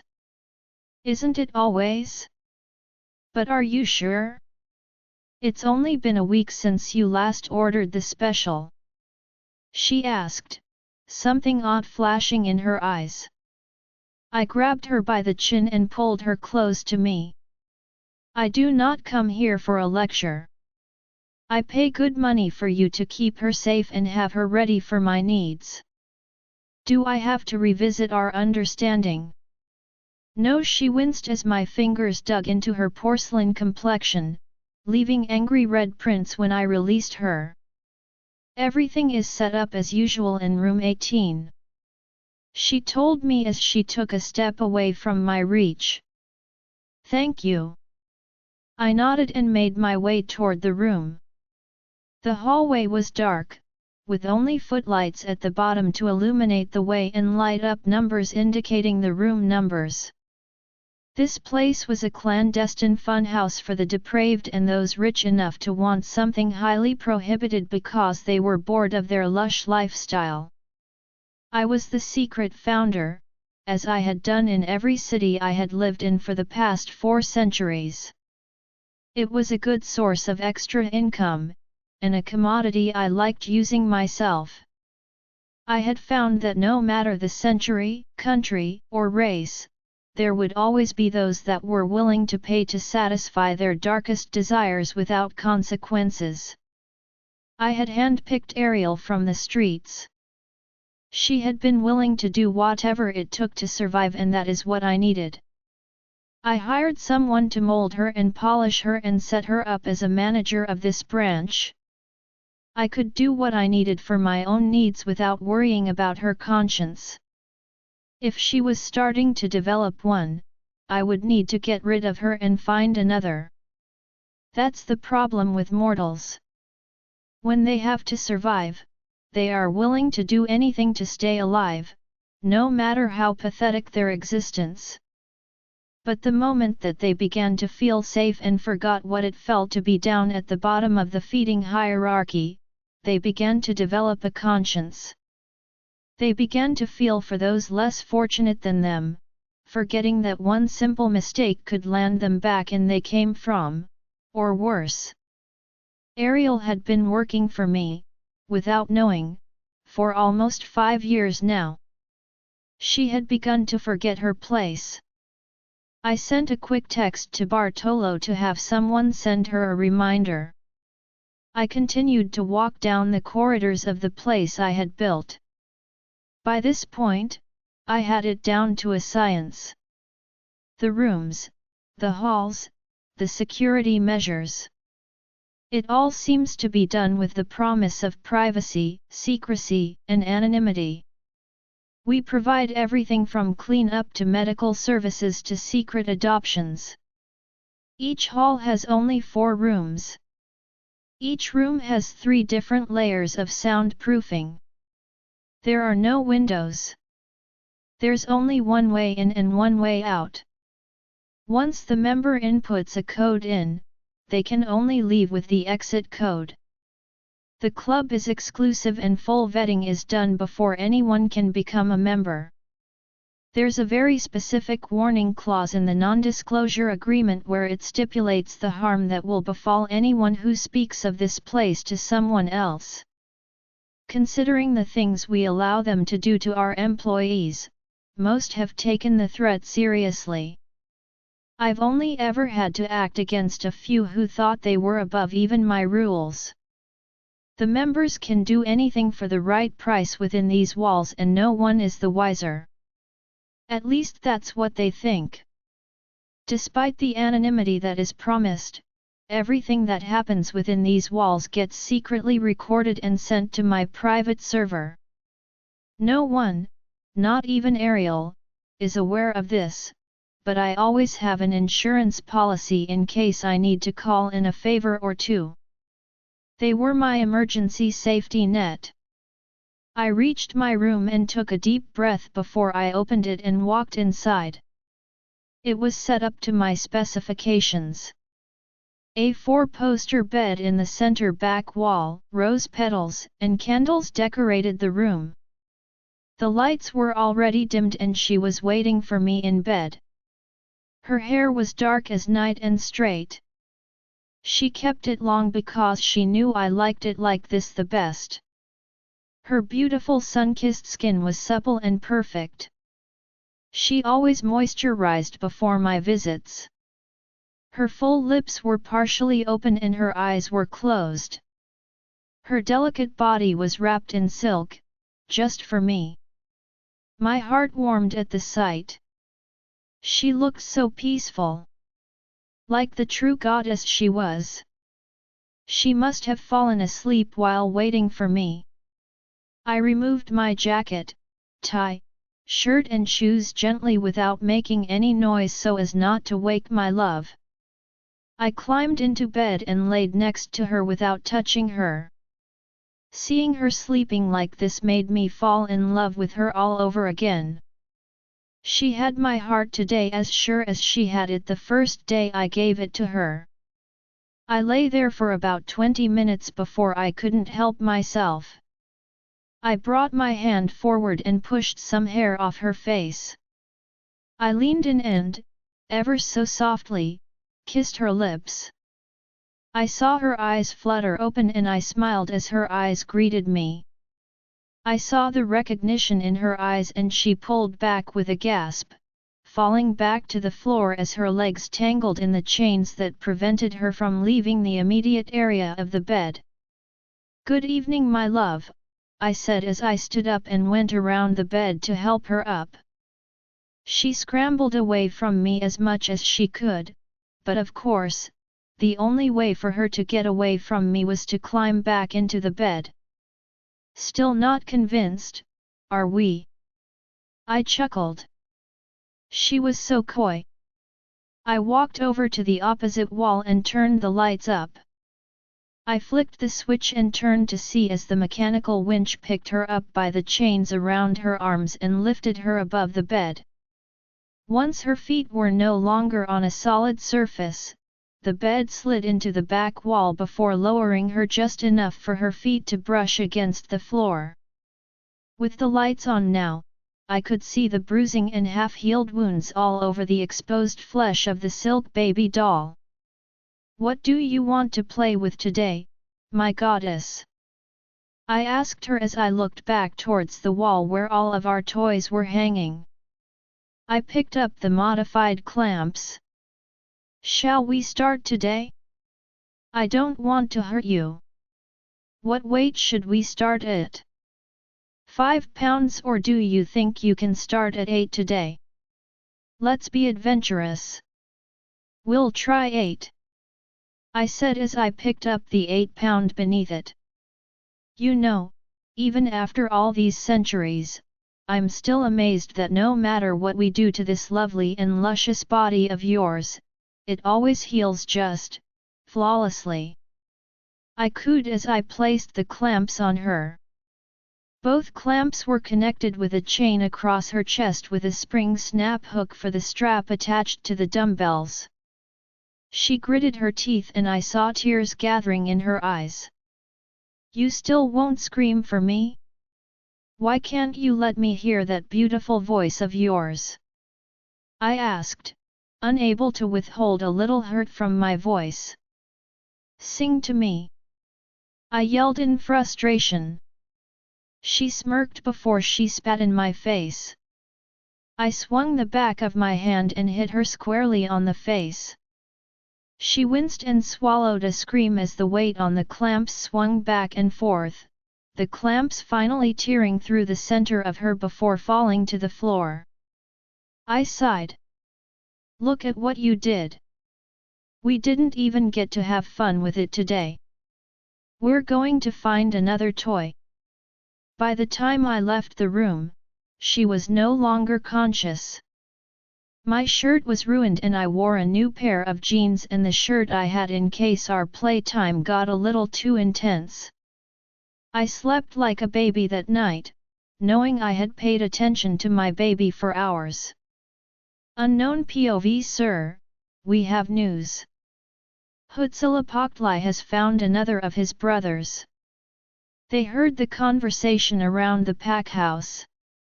They will be retrieving the location in the next few days. Huitzilopochtli will be leaving to find them in a week's time. If we can get there before them, we should be able to retrieve him before he even arrives. Bartolo ran into my office huffing and puffing. Why are you breathless? If we don't have a location yet, we can't move on this information, I asked. His face fell and reddened. Of course, sir. He turned to leave. Bartolo. Have the team ready to leave at a moment's notice. I added. Yes, sir. He bowed before exiting my office. 2 days later, I found myself pacing back and forth in my penthouse. They were 8 hours late in checking in. It hadn't been a smooth 12 years since Huitzilopochtli became a wolf and Tezcatlipoca was growing impatient. We had only been able to find one sibling before Huitzilopochtli and we hadn't been able to turn him. We had used our crystal shard to feed his energy to Tezcatlipoca and it hadn't been as much as he'd hoped. He was still trapped in the world of shadows. We needed this win before Tezcatlipoca lost his patience and we all suffered for it. Another 20 minutes went by before I finally heard the phone ring. You're late. Did you get him? I barked. I need help. A strange trembling voice on the other end answered. Who is this? Where is Bartolo? He's dead. They are all dead, sir. Huitzilopochtli and his pack showed up and tore us to shreds. They got his brother and they left us for dead. I lost my arm. I need help, sir. Someone to come pick me up.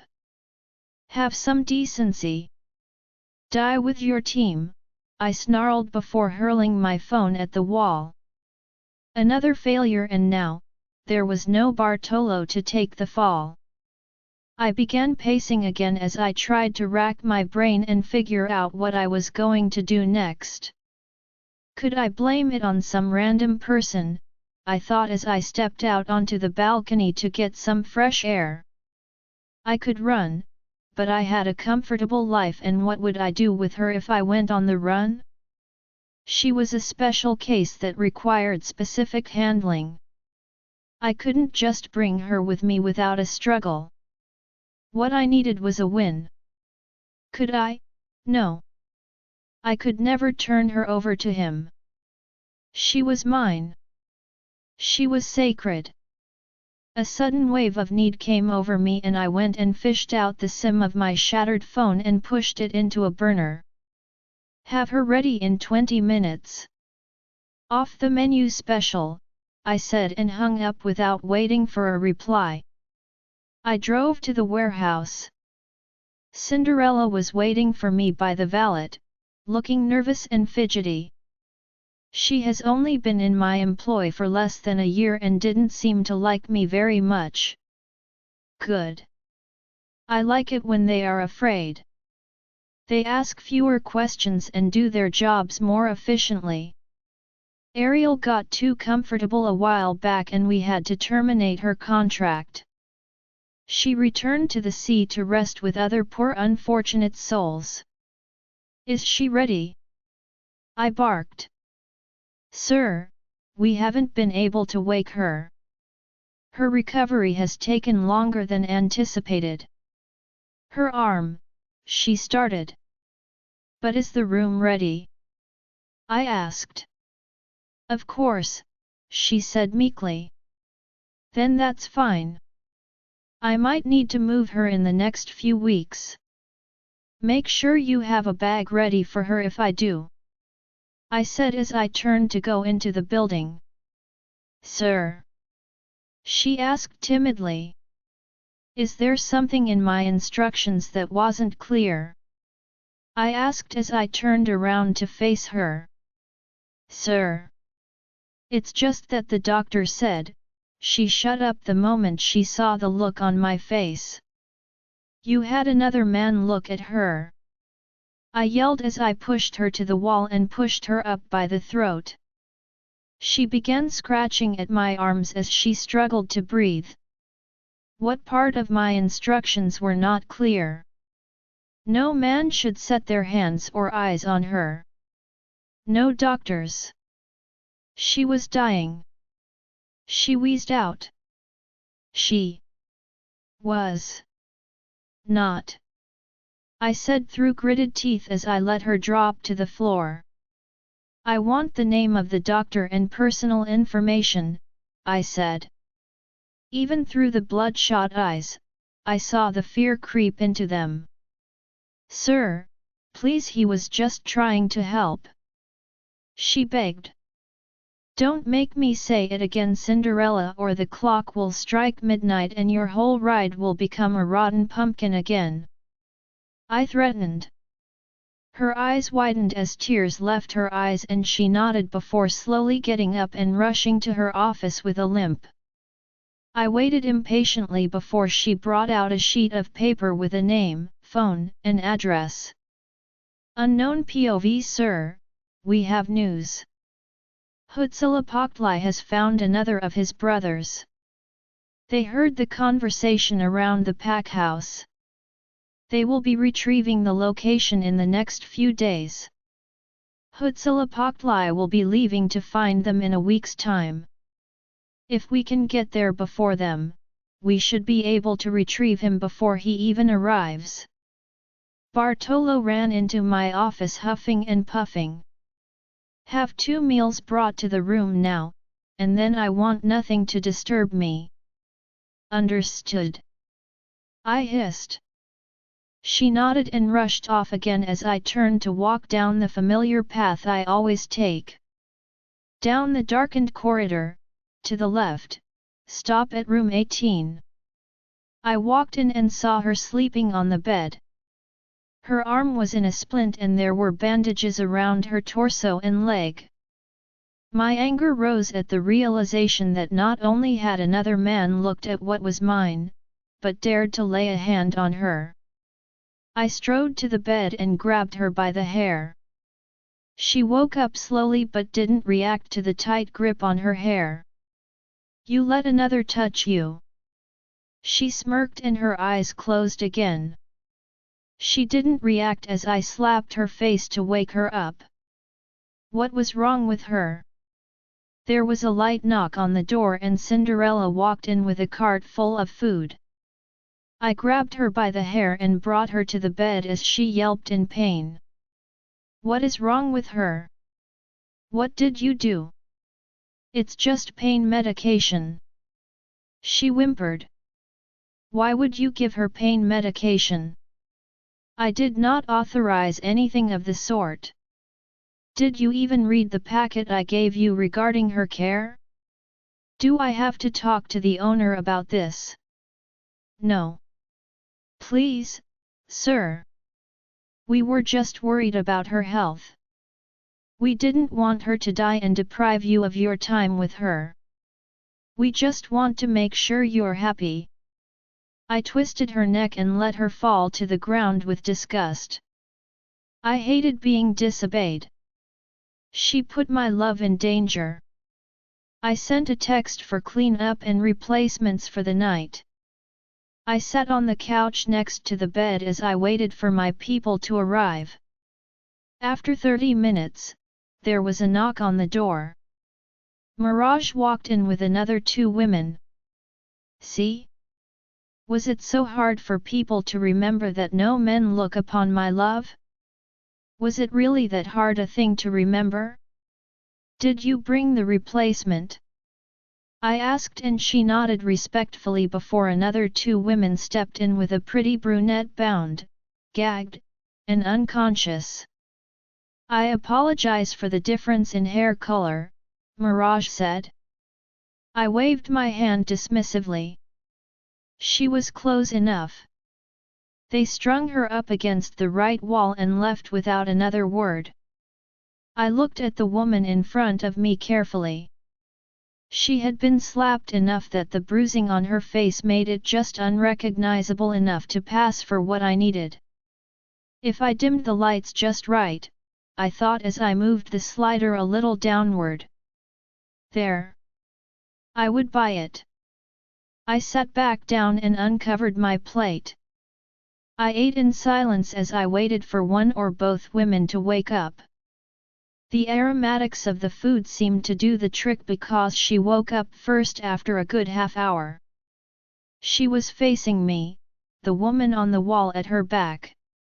I smiled and motioned to the plate I set beside her. She said nothing but sat up and began eating her soup. She still hadn't looked around, too afraid to turn her back on me. I smiled sweetly as I finished my steak and put down my utensils. "Will you sing for me tonight?" I asked her.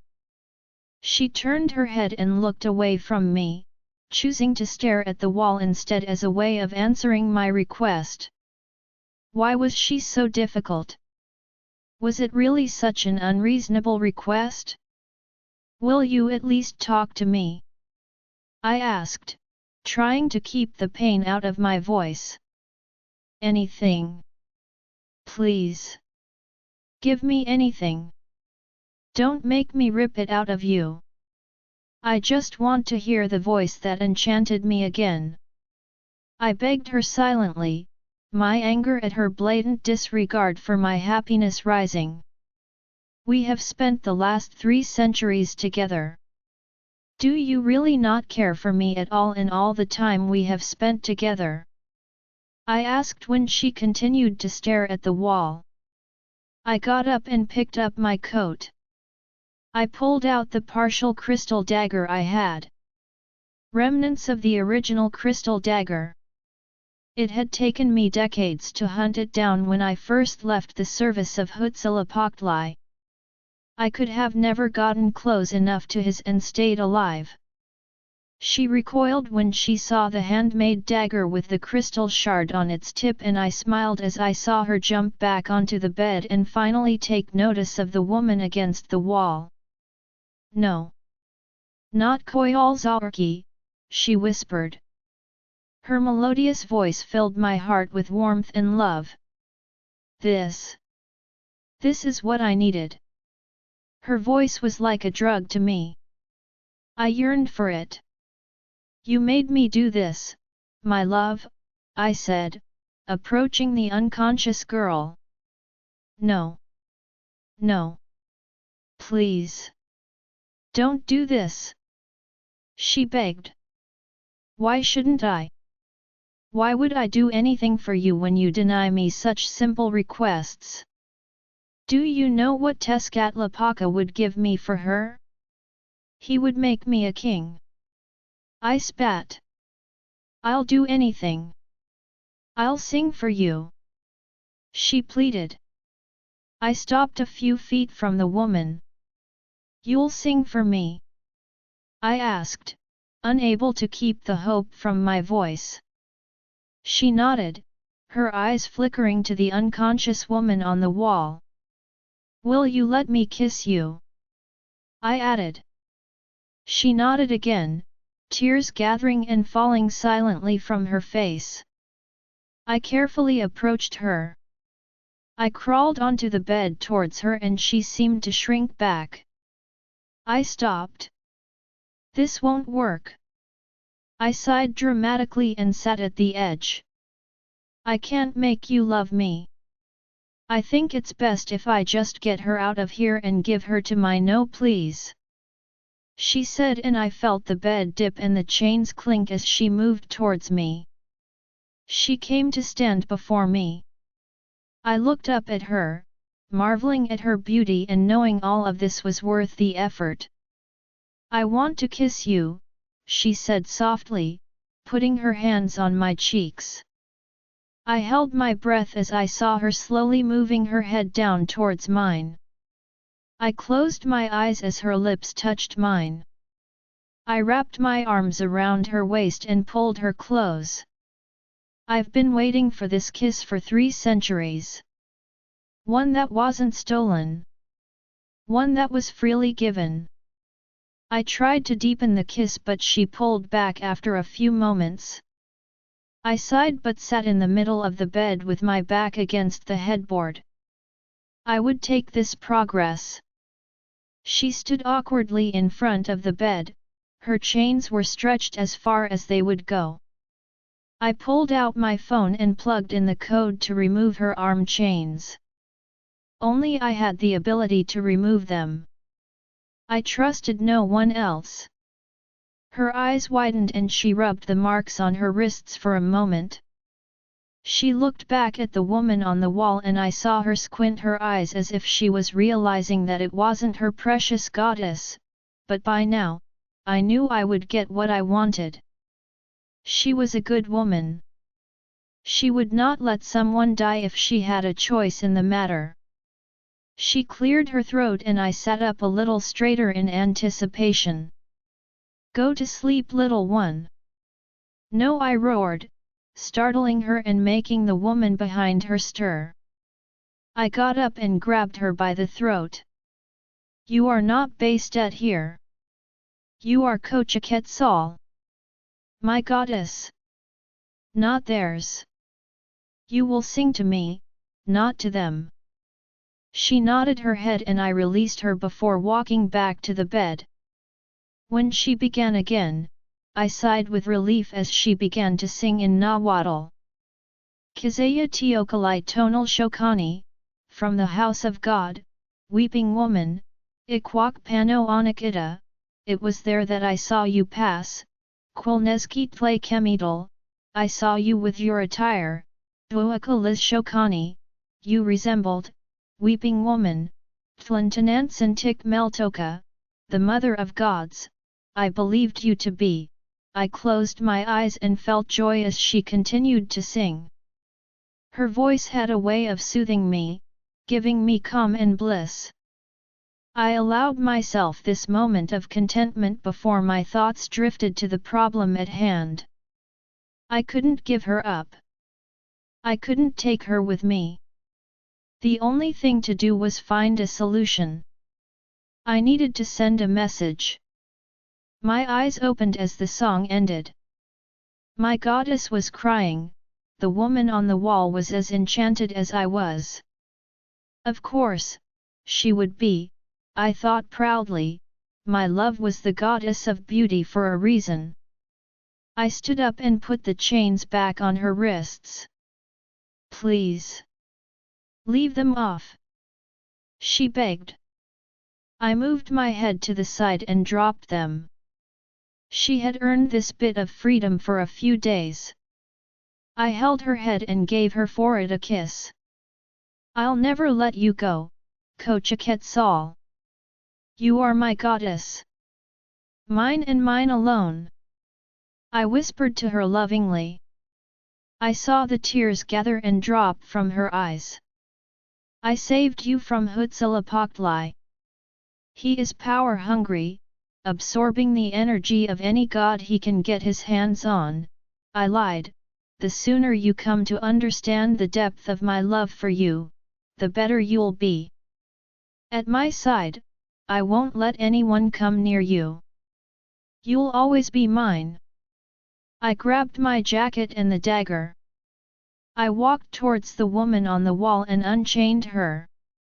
I saw the hope in her eyes as she began to look around.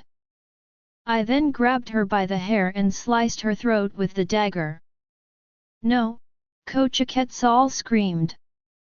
You are a monster, she cried as we watched the woman bleed out on the floor. I could have been a good man for you, I said calmly before I walked out and let my people gather the dead woman for disposal. I drove home and made plans to have someone pay Huitzilopochtli a visit.